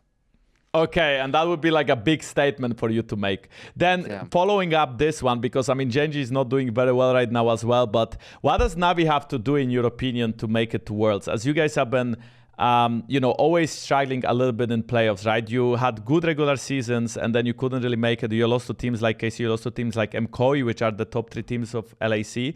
And I feel like every time you go against them, even, your recent loss to KC where you could pull the lead in both games, but then you guys threw it. So what do you think NAVI has to change, or what do you think your biggest weakness is that you can't really climb up there just yet? And what will make the difference? I think we should just overcome of like playing against these top teams. I think we kind of hesitate in game. You guys like second guess yourselves because you are unsure if they are actually inting or if they are baiting. Like if you just close names, full play streamer mode, we will like mostly play more aggro against like KC or G2 or like even Koi. Like that's why against KC, like yesterday, 2 days ago, we got out of early lead because even though they are KC in game, I was telling myself, I don't care. I don't care what they did in EWC. I don't care what they did in MSI. I will just play my game. I'll just focus on myself. I will invade if I have to. I will fight if I think it's good. That's what we did in early game. That's what I really pushed us. Yeah, I feel like you really punished Yike on the Raptor invades. I feel like the whole series he was trying to take your chickens and you just didn't allow him. They were your chickens. Yeah, I fought for it. I fought for it a lot. And that's why we got early late. But when it came to team fight, the thing that I just said kind of happened. We like in team fight, we were not sure if we want to engage right now, how we want to sync our ults. It was like we didn't have brain. Instead of brain, we did like it was just full empty head doing random things. Absolutely, and I feel like that's exactly the feeling I got in team fights. You guys fell short because, I mean, this is normally how KC was coming back, right? Like all the team fights when you guys were ahead. And it just felt like, the more, I don't know if you have the same feeling, but the more questions you have to ask before you fight, like often the worse it gets. Because people just like, they doubt so much. But all you have to do is actually just play the game just like you normally play the game. Yeah, exactly, right? So yeah, okay. you know what, Rhilech? Awesome. Thank you so much for taking the time. I'm gonna tune in because there's one more game happening. I'm sure you wanna go home. And good luck next week, okay? I really appreciate it. Yeah, sure. What's up? I would really like if you pronounce me Rhilech. Rhilech. Okay, I'm so sorry. I'm so sorry. I will pronounce Rhilech. I will never forget it, okay? I will always pronounce you Rhilech from now on. Thank you so much, okay? Thank you for taking the time. Thank you. Take care. Bye-bye. Bye-bye. Bye-bye. Okay, chat. So, we got a Victor first pick. We have already seen a Victor first pick like 1 million times before. It's just purely for strong lane, good flex picking. Caliste loves it. He plays it so well. Kyeahoo loves it. He plays it so well. That's the beauty of it. As we now pen over, it will be Heretics rocking the Jarvan and the Cassio. And we had a chat about this, that there's no Jarvan Cassio. So many people without dashes. Is really good if you get a lot of flashes. Lockdown with Miasma, super powerful as well. What do we play into Jarvan Cassio? You can play Nafiri, you can play Xin Zhao. Yike is also sick, oh shit. He's not gonna put Velvet into Cassio, it makes no sense. Okay, Medic is coping a bit. I played Velvet and I have to tell you, her late game is barely better than before, but her early game is so awful, it's just not worth to play her. We are not gonna see Velvet. In my opinion, my opinion could be wrong because I only saw it in solo queue. Played a couple of times, but my opinion, we are not gonna see Velvet until they buff her early game. Okay, Listen is more like it, good against Jarvan, even though there's a Miasma. Can kick Cassio if he's fast enough, he can actually avoid the Miasma. And a Shen, the reason why people pick Shen here very often is because this is often Camille, and then this is a Shen ban. So that's why you pick Shen early to prevent the Camille lock-in and the Shen ban. And on top of that, Shen is a good blind pick. So that's why you can pick Shen. You can still roam, you can still play dive or peel. And you also don't risk the Camille on 3. Now what people do into Shen is they play a teamfight support like Naut. It is Heretics with last pick. So unless they want to flex Cassio till the end and they want a blind pick top, the Narban is a bit... Normally what people play to counter Nar is Olaf nowadays. Vayne. Why did Mundo disappear in jungle pro play? Because Mundo's strength used to be his tempo and how fast he is in the jungle at taking objectives and farming. The nerfs were actually really brutal for him. He used to be able to clear 30 seconds before or 20 seconds before the Scala was up, and then he now finishes around the same time. So that's a big nerf. He won the last match, NAVI 2-0. No bueno. Sivir will be the ban for Team Heretics. It's one of the AD carries you can actually play in this. I'm still in the interview room, but nobody's coming, so I'm not really sure. Common ones are Sivir, Ezreal, I think I just got ghosted. The Sivir also implies that Heretics think this victor. Okay, so Galio ban. What does Galio ban indicate? Is that gonna be a Rumble pick for Canna? Because that looks like a Rumble for Canna, unless... Could be even a Rumble and Yone, and then Victor bot. We're getting a Rumble. I think Rumble is not that bad for Tracyn if you pick it away. You can also pick Cassandra on last. That's what Tracyn likes to do. Bro, you were 2 hours late. Okay, chat. You are right. I messed up. It's my first time doing a player interview over a co-stream online. You know, it's my bad, okay? He probably pulled... What? He probably pulled up the stream and saw the questions, then dipped? What the... My questions are not bad! What do you mean he dipped because of the questions? He has been that right clicker. Yeah. Yo! What the fuck? Syndra and the Victor is going. I mean, the Syndra's going to answer the cancel. Okay, Syndra is still most likely gonna go into... You expect it will be Victor into Ezreal bot, Syndra to Cassio mid. I mean, there's a... It's very bad to pick Rumble now. Why? Because you are too heavy on AP. You need to pick something else. Ambessa makes sense. You are playing a dive comp anyway. Ambessa is just a decent bind too. Biggest counter to Ambessa at this point, probably on Olaf. You can also play Zahan in this game. So it's either Zahan or Olaf for Tracyn. I think if he picks Rumble now, it makes no sense. Okay, Wunder did get his Volibear from somewhere, and if it's from the Baus, and if the Baus infected LAC with the Volibear, and we saw him play it in winter, and now we get Tracyn on it, and we got Wunder on it, I'm down because this game is actually exciting to watch. Yeah, if you go that Dusk and Dawn build, you get so much extra. Or do you just be boring and peek? I could see it happening. I expect it to be something And safer, peek though. Zahen or... Okay, well... It's a good Renekton angle. Renekton wins lane against Ambessa. It's good against Lee Sin. It's a bit annoying to play Renekton against Shen because Shen can actually block your W with his W. And also Renekton gets really outscaled. This game, I think KC draft is... I feel like they are more on the snowball side because they have no AD carry, but I actually think that they can scale decently enough to win late game teamfights as well, just because they have Ambessa. I think Ambessa is so insane, and Victor Syndra also scale well, even though Lee Sin falls off. Looking at the early game though, I'd say Team Heretics is stronger.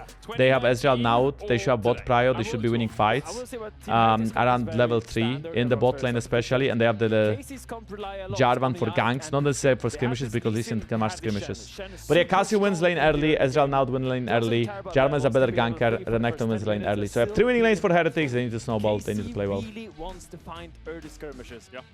Wait, he says KC wants to find early skirmishes, but actually the other way around. Like Lee Sin is not much stronger than Jarvan early, and you have 3 pushing lanes on the side of Heretics. And I also think Heretics could try to level 1 invade this game, because they have Ezreal, even against Shen. Yike definitely can engage, but who's following up on the Jarvan engage? Nautilus can't hook. Do you notice how Caliste used Q on Wei in case he get Q'd by Ezreal to get the shield, but then he auto hype because you want to trade on the AD carry, not on the support? It's a very small thing, but it was good. Here comes the Busio, he's looking for another one. Busio hooked up. Missing shot comes down as well. We'll bring in his sword for a little bit of a shield, but it's not going to do too much more. Importantly, hasn't got the shadow dash to start off. And this was a little heal trade. Listen, the trick comes into longsword. He is now stronger than Jarvan in skirmishes, but they will avoid each other when it comes to scuttle take. Listen is gonna be a bit stronger at Raptors in case Daglas wants to invade them after scuttle. Good trading. Chips you with the E or the Q and then just dashes out. But against Renekton, he can just deny that. Instantly remove. Normally Cassio is supposed to win that early lane, but kyeahoo is somehow out trading and forcing Cassio TP early. That is not how the matchup goes early. Cassio wins if she hits Q. She has so much more damage than Syndra. There's 4 minions here. Will it be 2 or 3? Nautilus hitting the minions. Daglas. Daglas combos for the minions. Massive from Daglas. Huge. Now Busio here for the counter. He's gonna try to get a few support stacks off this wave. This wave is going up. Chat, this might be a bit awkward, but I'm gonna be doing interview at the same time as I'm gonna be doing the co-stream, okay? It's just a really good dragon timer by Yike. The moment that Cassio recalls is just a good start as the medic almost tripped over the edge. Almost fell off the edge of the casting platform. I mean, I'm falling out of the edge of my seat from this gameplay. Oh, it's so fast-paced. None of it has been bad. No, it hasn't. It's been good gameplay. The way they're meant to play, it's just nothing's happened on the top side. Hype is also rotating up slowly. He's just doing a half rotation right now, kind of fogging, making them think he might move up for the Herald or for the Grubs. He's gonna show bot soon though. Grubs started. Daglas will get at least 1. Tracyn doesn't have any Fury, so I think Canna can maybe shave a bit of his HP off. Oh, huge shaving there. That's like a 3 on your Razor. Just off the top, you know? Daglas will get all 3 grubs. Pick up a title after their first back last year. Still a while away from playoffs and such. Definitely looking for it. Still, we are in Heretics versus KC, and it's a very slow early game, medic. 12 minutes in, the biggest difference is 400 gold. Yeah, item spikes are coming in right now. Cleaver for Tracyn and Sunder to Sky for the junglers. This might look for a play. Shadow Dash on to Wei. Arcane Storm down as well. There's a Cataclysm for the follow-up. Late to the party is Hype as he begins to wail away on Caliste. Hype dashing across. Look at Hype. And some good Mystic shots, as you say. What do we have left in terms of ultimates? Unleash Power and Dragon's Rage available for KC. Yeah, who caught with an Essence Flux. Busio looking for the flank position as Serin tries to keep him at bay. You have Taunt Flash available, but getting really chunked by Serin there on the sideline. Good marking by Serin to deny him that entrance to the banana bush. There's also Petrifying Cases. There's Stand United as well for Busio. That's why he can recall in the middle of this. Hype just dashes in onto kyeahoo. Unleash Power coming out. Hype flashes away. Flag and drag. Yike with a good Dragon's Rage kick means that kyeahoo picks up the kill. The Stand United out from Busio. Enough to dash in and get another kill onto Hype. We wanted explosivity. Heretics delivered, but they still lose out on the player. Serin steps back forward here. Caliste flashes away from Way. Oh, they've thrown good after bad. 5 for 1 now for KC. I mean, that's one way to break a deadlock. It's one way to break the tension when you're standing there looking at each other. Hype, a little bit overhyped maybe on that play as we'll rewatch this. This was a very long segment. It starts with his taunt onto Way, and it's kind of because Hype is so late. KC has 4-man strong way earlier than Team Heretics has, and they don't waste a second to go and start a fight. But here, it looks like Hype is standing a lot of these Mystic shots. But I think if he was a little bit more patient, maybe could have looked for this. Maybe didn't think about the Stand United from Shen that would come in. I think he thought that if he eat forward with the flag and drag from Daglas would be enough to take that man down. And here it's just, it's a bit sad. The way he tries to turn this, Serin is just so low, gets hit by the laser from Caliste. There's just not enough damage or anything at this point to really trade back in this early skirmish. Yeah, now KC 2,500 gold ahead. And we talked about how they want to synergize with each other. Everything they do, KC just kind of do better now because they have these gold leads. Yep. You know? You're absolutely right, Medic. There's nothing unique about it, right? It's not great at pick. It's not great at team fighting. It's kind of jack of all trades, does everything relatively well. Yeah, I mean, the thing you have is the Cataclysm. Yeah, that is the one thing I think that can bring Heretics back into the game. A good Cataclysm into a flag and drag on someone that doesn't have flash. For example, here Caliste doesn't have flash, could be the target of a Cataclysm because everyone is TPing in. It's going to be a fight here. Riftheld, hook landing from Way, death charge as well onto Busio, who will survive through it. Gravity field, Way has to flash away. Meal on the top side. Renekton and Mbess are still trading. Riftheld was summoned. Both ults used from the top laners. Yike is behind enemy lines. Busio still has Stand United. Yike can just dash away and use the blast cone. He's now in his own lines. Okay, so we had a fight over the Riftheld. No one died. That was fun. And the Riftheld was put down and immediately died. Anyway, it was a good interview and I enjoyed it. It was a good one. He is a chill guy, you know. I spoke to him before, so that helped, but he was a chill guy. Using a good window there. The only awkward thing is the reason I didn't show him chat is because I didn't see him. I didn't see him. He didn't get the flash out, but he did get the cancel onto Syndra. Knowing he didn't have TP, they started the dragon. I'm not sure why. Get something back in his game that's Bro, some people say JANKOS and some people say JANKOS. You didn't mind that? Yeah, I don't mind that, but I don't care. But if he told me he cares, that's a difference. Because that's my personal opinion, I don't care. But he cares. So I should care for him. That's an awesome punish on the top side. Okay, let's for now let's focus on this game. How do you pronounce JANKOS? Real question. You pronounce it JANKOS with J, like not JANKOS but JANKOS in Polish. But it doesn't matter. There's 2 dragons to KC, there's 1 dragon pair of Team Heretics, but the dragon Heretics got, they traded top tower and they traded the Renekton kill for it. Yike is having an absolute banger of a game. I couldn't really see the whole game, but he's 4-0-2, right? I wasn't focused on what was happening on my screen when I was talking to Rhilech. I feel like at this point Caliste is fully scaled, he has Hex Core. Lee Sin is 2 items in base, I think. Moses Fox, appreciate the sub, thanks so much. That's why I was confused. But I hope you guys enjoyed the interview. Canna, again, thank you for 19. Canna at this point will start dominating side lane, but it's never really one-on-one because there's Shen, but there's also Daglas. You don't wanna EQ in there, bro. That was a miscom. Tracyn no ult, but Daglas went, what? That's not gonna... will slay the crocodile. And yeah, Heretics pushed some buttons and KC pushed them harder. Those players will be real this time. As KC gets what could have been the thought process behind fighting this when the Renekton had no ult? Do you guys think that they just didn't communicate about the ult? Probably, right? Yeah. Kind of a bad sign. Hype. Flash kick. Into Yike. Yike wants to fight this. Has the flash and the barrier. I like the combo. I like the combo from Yike. He did Q, auto RQ, And there, if there is no barrier or if he has enough damage, he kills. But he also instantly Qs. So he doesn't fly after Ezreal because he doesn't want to overcommit. He doesn't want to be too deep. That was actually a good combo. He did it in a way where he was safe, but he still did the full damage output. It's underrated when you cannot commit to instantly use your damage and get out. It's Tracyn, not Tracyn. That's true. Actually, if you want to pronounce Daglas properly, you have to say Daglas. And if you want to pronounce Tracyn, you have to say Tracyn, not Tracyn. Because Tracyn is Polish, so his name is Tracyn, not Tracyn. He's right. Flank and pray. Flank and pray and spray when we play Twitch.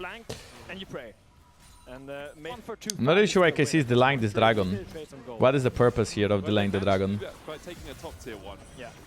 Okay, the purpose is... Oh my god! Why didn't Canna insta-ult there? I think he was in range. That was a really nice kick. It felt like a setup for a double ult from Ambessa. All credit to KC, right? Like, Heretics, obviously we're frustrated that they can't pull the trigger, but KC are doing everything they have to make sure that Heretics can't pull the trigger. I mean, this is what a top team should look like. Yeah. KC right now is displaying... Yeah, KC is contesting everything. They are contesting bot mid. They gave up the top tower because they knew they wanted to have bot side control. They did give up gold in the whole play because of bounties. And we see very messy games. It is not very confidence-giving. This looks like a... So KC will get the first place for playoffs? Yeah, I think so. I don't think any team can contest KC from the teams that are left. It's even like they play for the blue. Oh, this is nice. Unless they feel overconfident. Okay, that's a good engage from Daglas. Tracyn. Like Ambessa is not here. Now he joins, but it's too late. Nice flash. No way they're gonna come back from there. You just jinxed the Mr. Tenders. Wait, what? Oh my god, he is out. Hype is getting hypey. Hype is getting hypey. Maybe too hypey. Yike is gonna take it if he could, but they over the wall. And now Busio with the taunt. Just taunt in Busio, you can do it. Okay. Has Caliste improved his Victor or Women improved? Caliste was always really good. Already at DWC was really good. Is it 5 people through that? Me and my Nautilus on the other side. Holy, look at the damage from Victor. How do I get in with you? Dude, I'm stuck on this side of the wall. I'll take the Tran. Oh, Heretics double. Okay, this kind of fire, I'm not gonna lie. And now comes out. What's the Baron take? KC gonna start up the Baron. Way Hex flashing over the wall. He'll spot Busio. KC, just they want the fight more than anything. Miasma down. Kick! There's the Sonic Wave Wrestling Strike. That was a bit slow, but it was. You see the idea. It was still a great kick, right? Ward Cop. Oh my god, Yike on listen! How much? This guy's sick? Yeah, he might be sick in the game! Great turn. Baron start bait into turn. He is good and he is clean with it. But why did it go Baron? We do Badum. see so many times. You start the Baron, Yeah, 3 people want to finish it, 2 people want to turn and start a fight, and it becomes a hot I love my mess. 30 years old man KC jokes. execute on it nicely, and they will be rewarded with an actual Baron take this time. They will. Canna did die. I think he was distracting Hype and Tracyn during this play. Bro, is E-Start on Nida jungle good? Yes, Perks, you can E-Start, but then you have to start Raptors. You E-Start, you heal yourself for attack speed instantly, you don't wait, and then you turn into Cougar, and then you double E, and then you turn again, heal out of the big one only, always only the big one, and then you go red buff. And you can do 3 camps into cheese enemy blue. But you need to be sure that enemy blue is up. That's like 5 Twin Fangs with a Noxious Blast. Chance usually dies, but with the goal lead that KC have mounted, they have a little bit more liberty in the games, or in the way they play the game. Daglas jumps in with a Cataclysm, but it's all for naught. Yep, and there is KC sync up their waves, take the tier 2 on the bottom side. Canna now out on the map. Daglas looking for a flank position, is behind Canna. I mean, in the 1-4, you usually want to attack the 1, but look at how KC is transitioning the 1-4 because they're making Caliste 4. He has flash and arm guard, and he uses both very late. He did not see the Tracyn from behind though. He didn't see Tracyn behind him. That's such a bad time to die because the Drake is about to be live. Great flank by Heretics. The TP into Jarvan collapse was amazing. That was actually very well played. Is Yike gonna go for a steal? I don't think so, right? If Caliste instantly flash away from Jarvan ult, he could self-peel himself, I think. Yeah, like no team in LEC is safe from jitters. Everybody gets jitters. Everybody ins. You know he's gonna die! Caliste just walks up here, gets Pikachu face surprise here when Daglas and Maynter ends up behind him here. The classic flank. He kites it out, he gets ulted. Now he's like, okay, I'm gonna min-max it a bit, not gonna insta-flash, but flash later. Then he realized there's also a TP from behind. Whoever didn't clear that ping ward, I actually think Daglas placed it just before he went in. That's why the ward is there. Yeah, I see the cranny rant clip on Reddit. Yeah, I did. I reacted to it. But the reaction is not what you would expect. There is no drama. There is basically a reasonable take about being exhausted and taking a break from League of Legends when you feel like you need it. 80 carries. Just because he's playing Victor doesn't make him a mid laner. Also, I think there are 2 clips of Crowny at this point, unless they deleted one of them. Syndra's flashed in 1 minute. An item you need to stack up and get They have last few seconds to try to punish it. But I also feel like the way KC is playing right now is extremely safe, so it's not possible. Syndra is not really taking deep waves and he's playing very strong-sided. Canna is so high level and so scaled that unless Canna absolutely disrespects them, he is also not gonna die. The big ones are the items on Heretics. It's 4k gold lead, chat, and 4k gold lead at this point of the game is not that big of a lead, especially if 800 of that gold lead is on support. 5k, 4k at 35 minutes is less relevant. Hype has 4 items, no grudge, but 4 items. Serin 3.5. 3 items on jungle and 4 items on top lane. I feel like Team Heretics will have a hard time winning a fight anyway because of how strong Ambessa is and how easy it is for KC Team Comp to one-shot somebody. But if the engage is good, I think Team Heretics can actually come back in this game. Just to make sure you pronounce it correctly, but I've seen him again. Rhilech.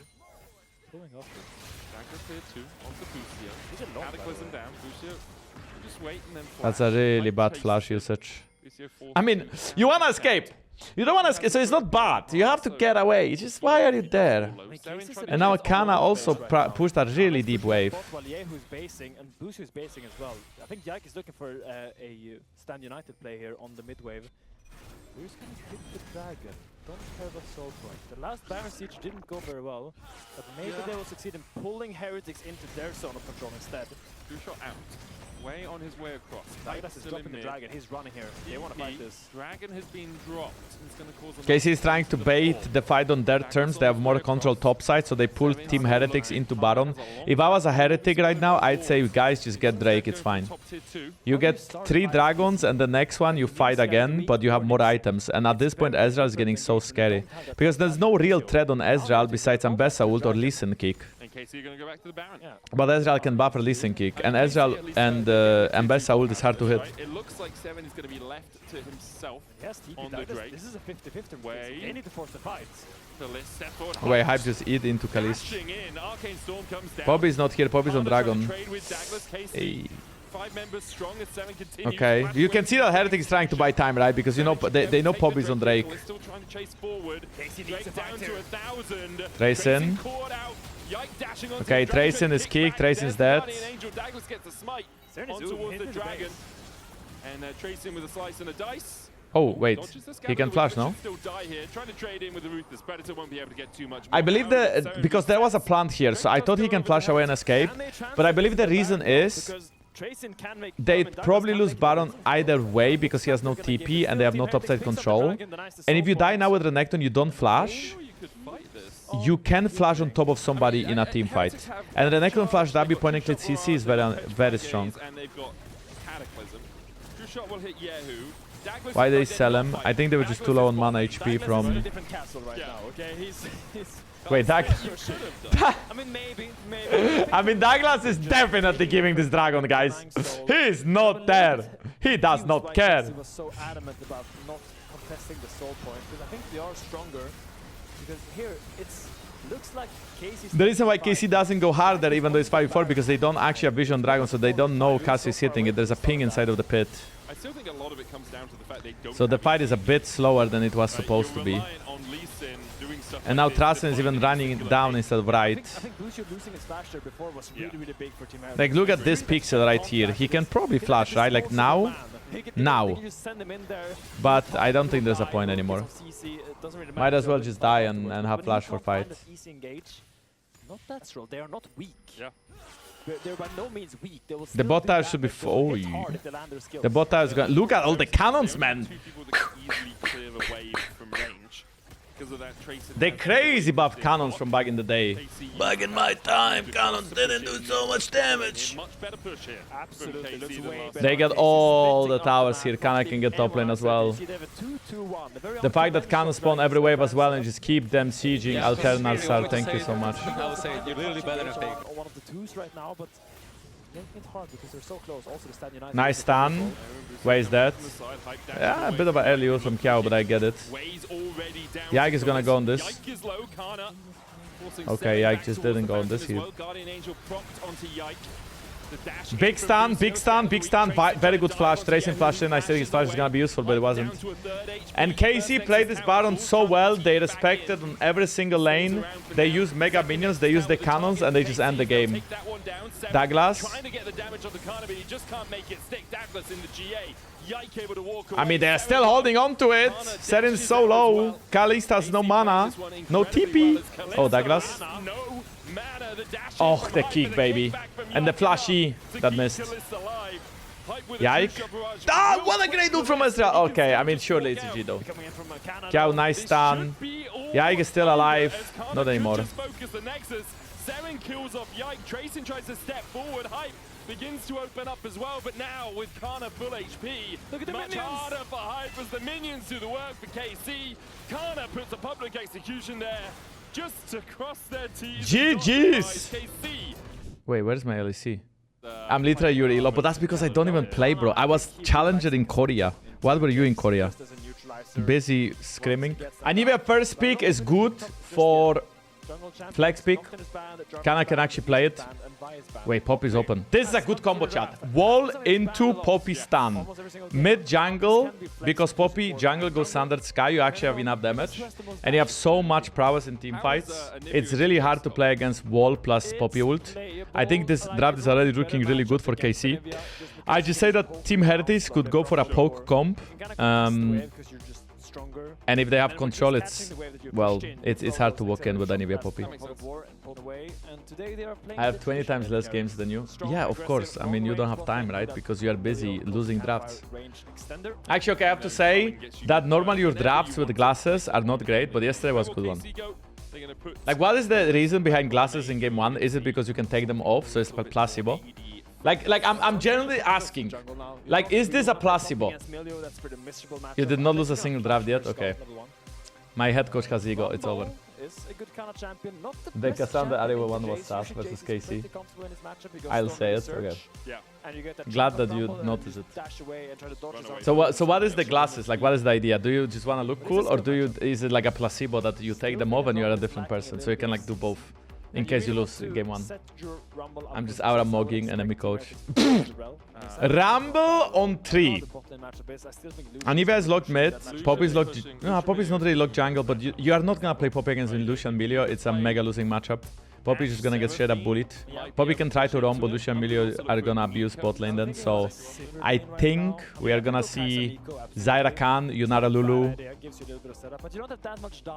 Kate is banned. So probably Yunara Lulu or Zyra Khan here for KC in 4-5. They also need more engage. They need a support that goes in. Okay, what would Perix pick? Perix, what would you pick, please? You are a head coach. Please, can you predict? What is KC gonna pick? You are a head coach. You play against KC a lot. What is the best 4-5 if you are now G2? I wasn't following the draft, sorry. But you see it! You see the 3 champs. What I mean, you just look. Give me a second. What? I mean, I'd pick Yunara. Nah, but Yunara Lulu, you have no engage. I think you low-key have to pick Zyra Khan. They're gonna pick Jhin or Parus. Okay, let's see if that's true. I think Jhin Parus is worse because there's no Nautilus in the game. If Nautilus in the game, I agree. But no Nautilus, I think Zyra Khan is better. But Zaya is so hard to play against Jace, right? They will just pick Jhin plus Rel. I mean, they will do a combo for sure. You call it medic. Oh, okay, they just do Ashe Seraphine. Yeah, sure. It makes no sense. People used to pick Lucian Milio into Ashe Seraphine, but now look, Pers is your old friend Mitty. The fact that you already have a slow from the Ashe auto attacks just makes it so Team Heretics against G2 waiting room. I think Ashe Seraphine in this game, it gives you that long engage from Ashe, but Milio can always cleanse it. top of them. I think KC is just drafting full team fight, but KC has no engage. Like Ash ult is not an engage. Jace mid, Maokai jungle. I like Team Heretics draft so much more here, chat. I think Team Heretics is mega mugging draft right now. Why? Because they have so much poke damage against no engage comp. The only engage is gonna be Ash. It's not enough against Milio. So KC needs to be the first on objective. If they are not, they will just get Jaced, Maokai'd. Then Maokai ult is so good because only Poppy can block it in the game. Nobody else wants to block it. I mean, okay, Azir is pretty horrifying though. Azir is so bad. Like, Azir is not a champ, no? In 2026, Azir is not a champion. Shouldn't they just pick Jace mid and just go a different top laner? The old days, but yeah, the Ashe will most likely come through here for... Like, why would they pick Azir, man? Why would you pick Azir in 2026? And let's break down the You just pick Azir into Poppy. You have to auto attack and Poppy can ult you away every auto you do because you stun log yourself when you auto. And the moment someone gets chunked, you can just I still think Heretics draft is better, but I feel like they would benefit from a Jace mid. Probably Poppy, but who else? No one else can really tank that mouth. I mean, is Galio too troll? Galio maybe was troll as well. I just feel like there must be a top laner that would fill the draft better, and then they can go Jace mid, or if they go Jace top. What if they just go Yone? Maybe Yone is too hard against Poppy. Poppy is such a tricky champion because every draft against Poppy gets so much harder because of the amount of pressure she brings from her W. Good question. It's also very possible. It is. I want to see how much Azir can do in lane against Anivia because he picked this matchup knowing what he's getting into. And he last picked Azir in this draft. 16 and 2 on it. Yep. With Way by Also, Daglas strikes me as such a Maokai player. I remember he played in Vitality before and he was always picking Maokai. And then he was playing in Heretics and he was picking Maokai. And then I think at some point did he play in Shifters? No, I don't think so. But he was always playing Maokai. He's just such a Maokai envy. Let me just check if I'm tripping. I'm gonna... He has 37 games of Maokai in his career. That's the highest played champion. The guy just likes Maokai. He just likes to play 3. I mean, sometimes you wake up, you want to play Maokai. What can I say, right? He has Maokai Sejuani most played. At least he knows what he wants to play. Just wake up, play the 3. He was probably just opening up a champagne when he saw the Maokai buffs last patch. Yeah, there you go! That's Daglas Maokai! Just gonna get killed off here. No escape for him, even with the egg. Won't resurrect in time. That's first blood. Azir has first blood. It's a hyper-scaling mid laner. Maokai did his part, even though his red got stolen. I don't think he knows. He dotted all the eyes there, but now Tracyn. You have to respect this Poppy gang. Okay, he got Storm Surge. He's out. Well here. Yike with the steadfast presence. Bro, don't. Oh, hammer shot from Yike won't be enough. Oh my god! Tracyn takes him back with a shock blast. Oh, and Tracyn is just looking at the camera. Oh, we are so back, bro. Yike, there was no play there. Fiesta, we are just so back. From the tower to get the stun, but he wasn't in range. This early game is kind of Lucian Miller is supposed to win that after level 3. As long as you take short trades. Long trades, Ash, bit tough. Short trades, Lucian just can just abuse the Milio shields and range. It's a very no bueno game state. No bueno. Look at this. Daglas is spotted. Wait, what? This board, which is why I'm so surprised. Wow, so he was spotted, but Yao didn't pay attention. And his jungle also didn't pay attention. Guys, do we blame kyeahoo or do we blame Yike? Let's be honest, right? We always blame jungle. Oh, Tracyn is doing the strat with having a flashbang on your screen, but not that extreme flashbang like pace. He's like the half, 50% of pace. Overforced, I think. Yeah. It's because for this gang to work. He did that thumbs up. I wish we could see his player reaction come. Yeah. Just gets a big chunk onto him. Gets it from the surge, runs away. No hands. No hands. No hands diff. This matchup is, I think it's 4th point in shot blast. Really starts hurting. Scales up with they always do random plays. They have issues in team fights. They are not as good at laning phase anymore. I think now was better. From kyeahoo for a stun on Serin and a bit of frostbite as well. Chucks there an icicle at his back. Serin. Okay, chat. I don't know, man. Like, I don't know. I don't know what to say. I don't know what to say. What do I say about that? Well, good job from kyeahoo to find that. Yeah. really Good job from kyeahoo that he six-packed mind-controlled enemy mid laner into I mean, they've traded doing with that. We had the same from Yike on the top side, and Serin obviously thought, well, I can slide him back towards Daglas, who's coming in, and didn't manage to do it. Canna doesn't seem to mind the early kill given over to Tracyn. Still has somewhat control in this top lane matchup. So That was not a good play, chat. No, they're both just And you know, his thought process is clear. He was trying to insec. But I don't understand why didn't he back off when he failed? Or why didn't he ult forward to at least peel himself? Because the natural reaction of a player that messes up is to try to fix the problem. But his fix to the problem was to literally just go under tower and die. it's a little chunk there on Caliste. Caliste down to a third HP. Yike He just was so embarrassed he wanted to disappear. away from the kick He's back. quite far up. Yike Oh, comes in that was a with beautiful ult. Keeper's verdict. High Whoa! to Busio. I mean, I do think they both got flashed away from the ult if they just react quickly enough, but Good answer. yeah. KC on the bottom side. And Yike is doing his Eros tour right now, running around the map, trying to salvage the weird early game. First top, now then mid, Okay, now okay. bottom. Has had a good impact. We talked about it. Yeah. Yike had to have a good impact in the early game, and so far... Are we playing the mid play? No? Plus Okay. 2 minus I would 1. like to see again, because I want to just really closely see if he was in range or... He knows he's losing this all. No hate, Also that just Yike is coming curious, like... past the barrier. Doesn't have the heal, but still... E on a minion, instantly R, you cannot dash away because of Poppy W. But you can still flash, and I think if Hype flashes the ult, he would be out. The knockup is what killed him. Getting the second one, he'll be happy about that. Busio getting the first means that Now Daglas is just playing his casual control game on Maokai that he did many times before. Full clear scale up, go Landris for poke damage. There is not that much heal on the side of KC, mostly provided by Busio. That this game is about dragons. Start stacking them as fast as you can. His bot lane died, so I had to wait a little bit for him to be back on the map, but now gets a Euro control. Only will be traded here by Casey as they're gonna start up grubs. A bit of trading here, but Canna has no equalizer, and Daglas is in the area, so Tracyn knows he can trade relatively aggressively. Yike should be able to take all 3 grubs. As you say, it will be that top side for bot side neutral objective trade early on. Canna has a pink here, so he's pretty safe. Has to be a little bit mindful of Daglas. Hey guys, there's a cut in the brush. I wonder how he got there. Serin going What was Tracyn trying to space there? There was a bug fix. Oh, I guess Poby just took grab, so he was just being really cautious.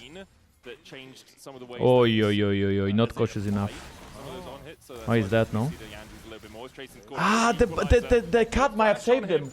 The little sapling might... Oh, flamethrower to the back. The little kitty almost saved him, but the little kitty didn't kill him enough. Movement speed to be able to run away. It doesn't get a big chunk because he can't get it on Yike. Because he can't. I feel like it might be a player gap, you know. It just feels like a player gap. It doesn't feel like they are really... Oh. Wei went to contest Skull, his AD carry wasn't there in time, and they still actually almost win that. That was such a late melee ult, but in a way... Oh. He just killed him with a shield! Shield is for defending, not for attacking! Yeah, you cheater! I mean, okay, I'm gonna say it. I'm gonna say it, chat, but I'm gonna say it with no hate, okay? Do you think Heretics can beat anybody in LEC right now? Or do you think they are probably the weakest link? He could run into Busio. I mean, he probably shouldn't. Yeah, probably run into Busio, but you probably still die. Yeah, it's still a hard choice. G2, I think so too. G2 can lose to anybody. That's the type of team G2 is. In the way with LAC, the circle of suck must be complete. To do exactly that. Way trying to save his AD carry, pays the ultimate price. Busio gets the top side. Busio is getting collapsed on. This could be good. He has Michael Blessing actually. That's a disaster. I mean, Daglas cannot... I hope Daglas understands he cannot ult here, because if Busio is here, high chance Ash is there. Oh. Caliste has no arrow. As a player on a bottom team, how do you fix your career or change its trajectory? That's a very interesting question. My answer would be, you need to be a star player in the team, and you need to make an individual difference and a team difference. It's harder to do nowadays than it used to be, because the game is way more team-based. But everybody can see that Nagnako is a big star of Vitality, right? Everybody can see that JANKOS used to be really insane, for example. Everybody can see that Yopa performs very well in SK Gaming. JANKOS allowed to stop the recall. Canna keeps Like Jojo lately, I have to say he didn't impress me, but overall, yeah, he's the best in MKOI. Right now it's Jojo and Yoya, but Jojo has some off games. Everybody can see that T1 is wins because of pace. Yeah, exactly. Exactly. Exactly. Pace in T1. Okay, I mean, T1 is a bad example because they have all really insane players, but we are talking about bad teams. T1 is a good team, okay? But imagine... Okay, it's hard for me. Imagine DNS. Closer actually looks decent on DNS, and they won like 2 series in 20. Yike is charging his ult and ults and misses, but he's on them away. Sometimes the Poby ult is not about hitting, sometimes it's about buying space. He bought space. Nice proto belt. I think he saved himself with that one. Ooh. Yeah, Heretics team fighting is gonna go really hard this game. I mean, this is like extreme case where you get poked out and then they just run you down, but still. Let me think. What about shifters? Who is the start player in shifters? Who is clearly above the rest? Like, who is carrying the team? It used to be Nuke, but I feel like nowadays not so much. I feel like Nuke has been inting in 2026. I guess Rooster possibly. Like, he had a lot of good games, but he's a very lane-centric player. I feel like the shifters' biggest issue is just like how they approach team fights and how they communicate. And I feel like players sometimes tilt in shifters. They expect things to happen, and when the things don't go the way they expect them to go, they just do individual plays that don't make any sense, and they just get caught. That's pretty much how they lost today as well. Serin wants to make sure there's no one hiding around the corner for him. Yeah, who gets the local goal? Risky unless you have your jungler with you. You see Shen's, Camille's, Leon. I'm a nonchalant, handsome, intelligent man, okay? Flame Spitter flash away from the Electro Harpoon.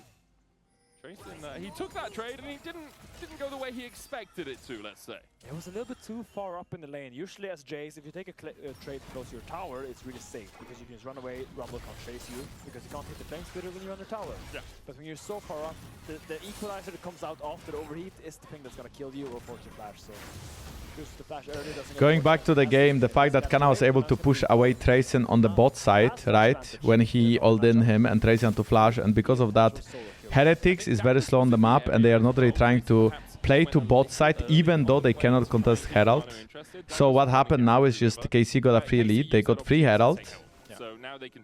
And there was no counterplay because of what Canna did. And then worst case, even if Canna is weak-sided, he can use Equalizer to get the wave, so there is no play on that side of the map. I think Heretics just has to group on every Drake and just take the fight. Now the next problem is that looking at the items, this is almost an item, this is almost an item, but there's no 2 item spikes, this is also almost an item. Here we have items complete, and then the rest is equal. Caliste can make a difference this fight, he's the most fed member of the game. Yeah, the win condition changed. Now it's about, I think, very big wall. And a good wall. Milio had Michael and ult, but he didn't use neither. That was a... but nobody's helping. Holy Yike, he was so fast! Usain Bolt, oh my... League officials have determined that the cat roots from the Maokai were visually bugged. Yes. The floor indicator was clear. League officials determined will play on to the minimal due to the minimal impact of the bug. Yeah, I mean, let's just move on now. Okay, man, I get the pause, but can we just play the freaking game? Play on.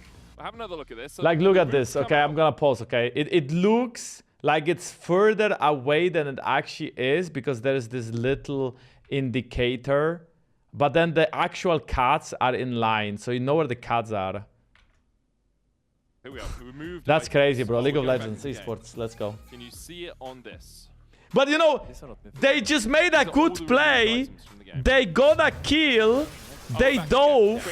They have control. And Busio is pausing the game asking for a remake or what? Like, like why would you pause that? Just be happy. You got the fight. You got away. Move on. It's a dragon apiece. Next Drake up in 40 seconds. But KC have been take the win. Driver's seat. You want like a little chrono break before you got the kill on Milio or what? The Natinat will be LEC ready, assuming he even wants to go project skills because he had a lot of rank 1. Don't make it if they got shot, but that is cracked. I don't know. I played against him in NLC and I thought he was nothing special. But he also got rank 1 since then, so he might be way better now than he used to be. I feel like there's a lot of solo queue players that are really good in solo queue, but they can't always repeat on stage. For me, I don't watch Nati, but I do know he's a really good jungler in solo queue. For me, it's about like well by his champ pool, because Nat used to be very famous for Rengar, right? He used to be famous for Rengar and Mundo. Does he play more champs nowadays? Maybe. It's a good time if you're doing that, but I think Jace didn't push out the bot wave because he was scared of something, and then he wasn't really in time. But he's good mechanically, so he can probably learn more champs. Like, you know, if Nati wanted to be a pro, maybe he could make it, yeah. I'm not denying it, you know, like maybe he's good enough. I have no clue. It's hard to judge a jungler for how good he is. Until you watch like more games than few, you know. And actually like pro games, I mean, not like solo queue games. Like for example, I have an Owner jersey and I didn't buy it, I got it from Owner. That's cool. Extra ability haste on that blue now as well. I could probably buy a Faker jersey and I would still like it, but I tried! It was sold out, man! Fuck! A lot of damage. 3 items on Caliste as well, who does have the entire crystal arrow back. Serin and Daglas. Sneaky. Spotted out with a fast side auto rage. Okay, so look at how KC is approaching this. Poby is on Dragon, as 4 people of KC is trying to stop the Baron. Daglas is not really a full tank build, so... That was a really good equalizer. I think Ash should have waited, because equalizer would force a flash. Or the other way around, but one of them should have waited. So, I guess both of them saw the play, but both of them used it at the same time. And then because Daglas is full HP / AP with this build, there is not a lot of armor, so he cannot tank Baron. And Azir doesn't really have the items yet to really do Baron quickly. So it does feel like Heretics is slowly rolling over, and we are probably gonna see KC win. It's gonna maybe take, I don't know, 7 more minutes, I think. 1 more Dragon, most likely, and Baron. Chad, I'm trying to cook so that during the World's co-stream that we are gonna have later, I'm gonna give out some G2 jerseys. And trust me, G2 jerseys will go up in price during Worlds because we are gonna win the whole thing. Trust me. Just, you know, the value of G2 jersey after World Finals will be insane. It's spoilers, I'm sorry, but we are gonna win the whole thing, okay? You heard it here first. I mean, one more wave here. Okay. Gonna walk up to Tracyn. KC is starting the Baron. I'm gonna say, let's stop tracking cards. Serious question, why would you choose playing a single best of 5? Best of 3 match in SK with Faker on your team, or getting free Korean fried chicken for the rest of my life? I choose playing with Faker. Because you can buy all the Korean fried chicken in the world, but you cannot get to play with Faker easily. Caliste. This is the power of Lucian Milio. That was very close. Barrier, flash, and heal used, and also double ults. And that was just crackling and Milio ult. Busio had to burn flash, heal, and encore for that, by the way. Really big chunk there from Heretics. Serin. Overextending though. I mean, maybe I would choose the chicken and then I would open my own chicken store. Oh, Yike, you beauty. He baited it so well. Serin had flash, so he could probably flash away and just like WEQ out. He didn't do that. Maybe he thought he can trade kill. I really like that Lucian Milio is becoming higher prior in our region as well, because I think this combo is massively underrated when you can play mid waves with Lucian. You hop in, you get CC'd, you get Milio ulted. If not, you just one-shot somebody. You have so much burst damage. Well, one-shot is a wrong word, but you do so much damage in such a short period of time. Look at how Yike baits. He backsteps the ult, flashes over it, and then he almost gets a stun on Azir. Doesn't quite, but you see the idea. Is LCS today? I don't think so. I think LCS is Saturday, Sunday. You don't see how it's underrated? Well, we don't really see it that much in LEC, do we? Compared to LCK, I mean. Ooh. That was a good arrow. That was a nice stun. Milio didn't have ult, I assume, right? Because surely he's... do too much. We have a pause. Another Maokai ult incident, perchance. We do not know. Chad, I'm gonna be honest. So, what are we talking These about? pauses are lasting longer than the fucking games tonight. Yeah, Do it and call an investigation. Oh. I think it could be with the Z You know how axis. what the quote is? The quote is ask for forgiveness and not for permission. Wait, no, that Chad.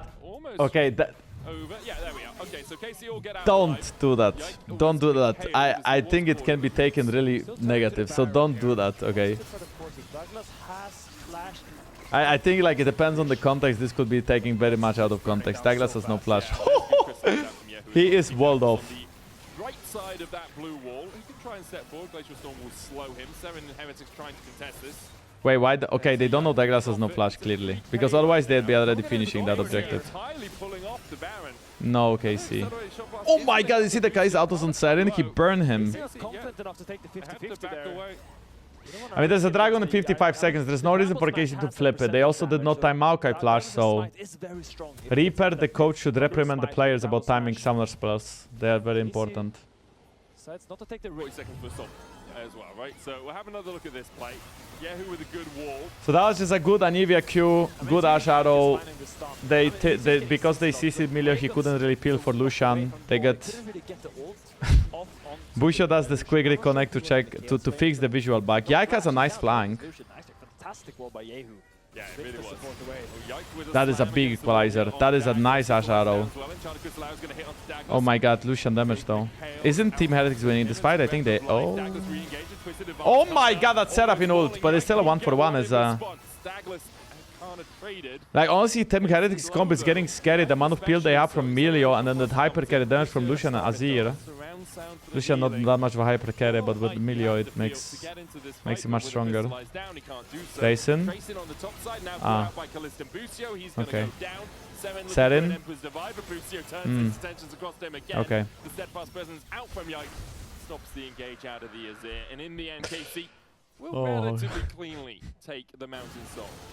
Yeah, I mean that's the luxury. They are first Well, objective. there was a Now plan. you have to walk into the There was equalizer, definitely a create the spikes, and plan. you see how difficult it is for But the Team plan was Heretics. executed one by one. The plan was not that plan was not the same for everybody, or rather it was the same for everybody. But you know how you sync up your clocks? Yeah, they didn't really sync up the clocks. They forgot about that. So Tracyn attacked at 8 PM and then Serin came 30 minutes later. We'll be able to take the Baron off that. Now 10,000 gold in the lead. 30 minutes in. They still have all these tier 2s. Thank you, gold 31. It was very awkward. It was very awkward, but there's a bunch of tier 2s they can try to get. This game they have an AD carry, last game they had Victor. I think with AD carry, Baron setup is much easier. Also, there is no hard engage on Team Heretics this time around. There's only Maokai, but it's not really a hard engage. So KC can just go top and literally hit towers. We're getting funny ideas. Wave synced at the same time though. Very nice. Stay behind minions, don't get poked. You see these big massive cannons. It's hard to hit into Azir though, right? And it's hard to hit into Lucian. Canna? With the flame spitter tries to get away as he's gone into that overload. Hype still on him. Equalizer down as Hype is able to get one. So KC and yet another. Oh my God, that was a nice buffer from Yike.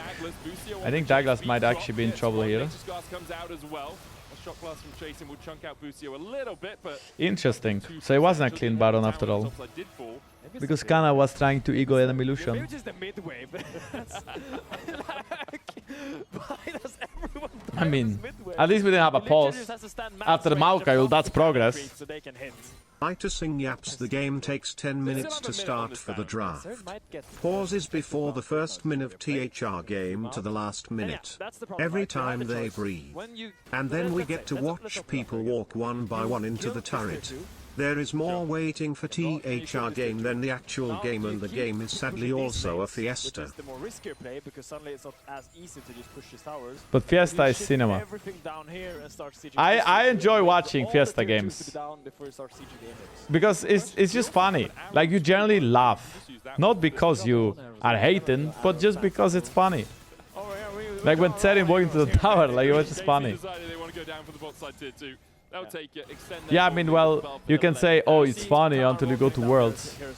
I mean, Heretic's not going, and there is no hate, we just have better teams. Speak for yourself, I'm out here hating. Okay, my bad. My bad, my bad. Steps into it. Yeah, cat fan. There's Casey waiting for this next wave. They have 10 seconds left on the Baron buff, so this will be the final. Oh my god, that was a I never saw Poby E over a wall because of vision and stunned somebody on that small little wall. That was so good. Okay, Serin's online, Serin's online. He's actually doing DPS, okay? He's actually doing DPS. Flash in there. Okay, Caliste flash in, he got one. Caliste got two. The egg is still alive.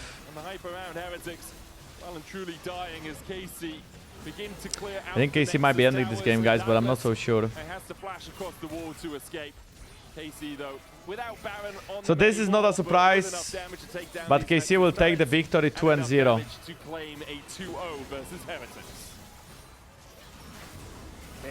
The MVP of today, probably Caliste, at least for this game.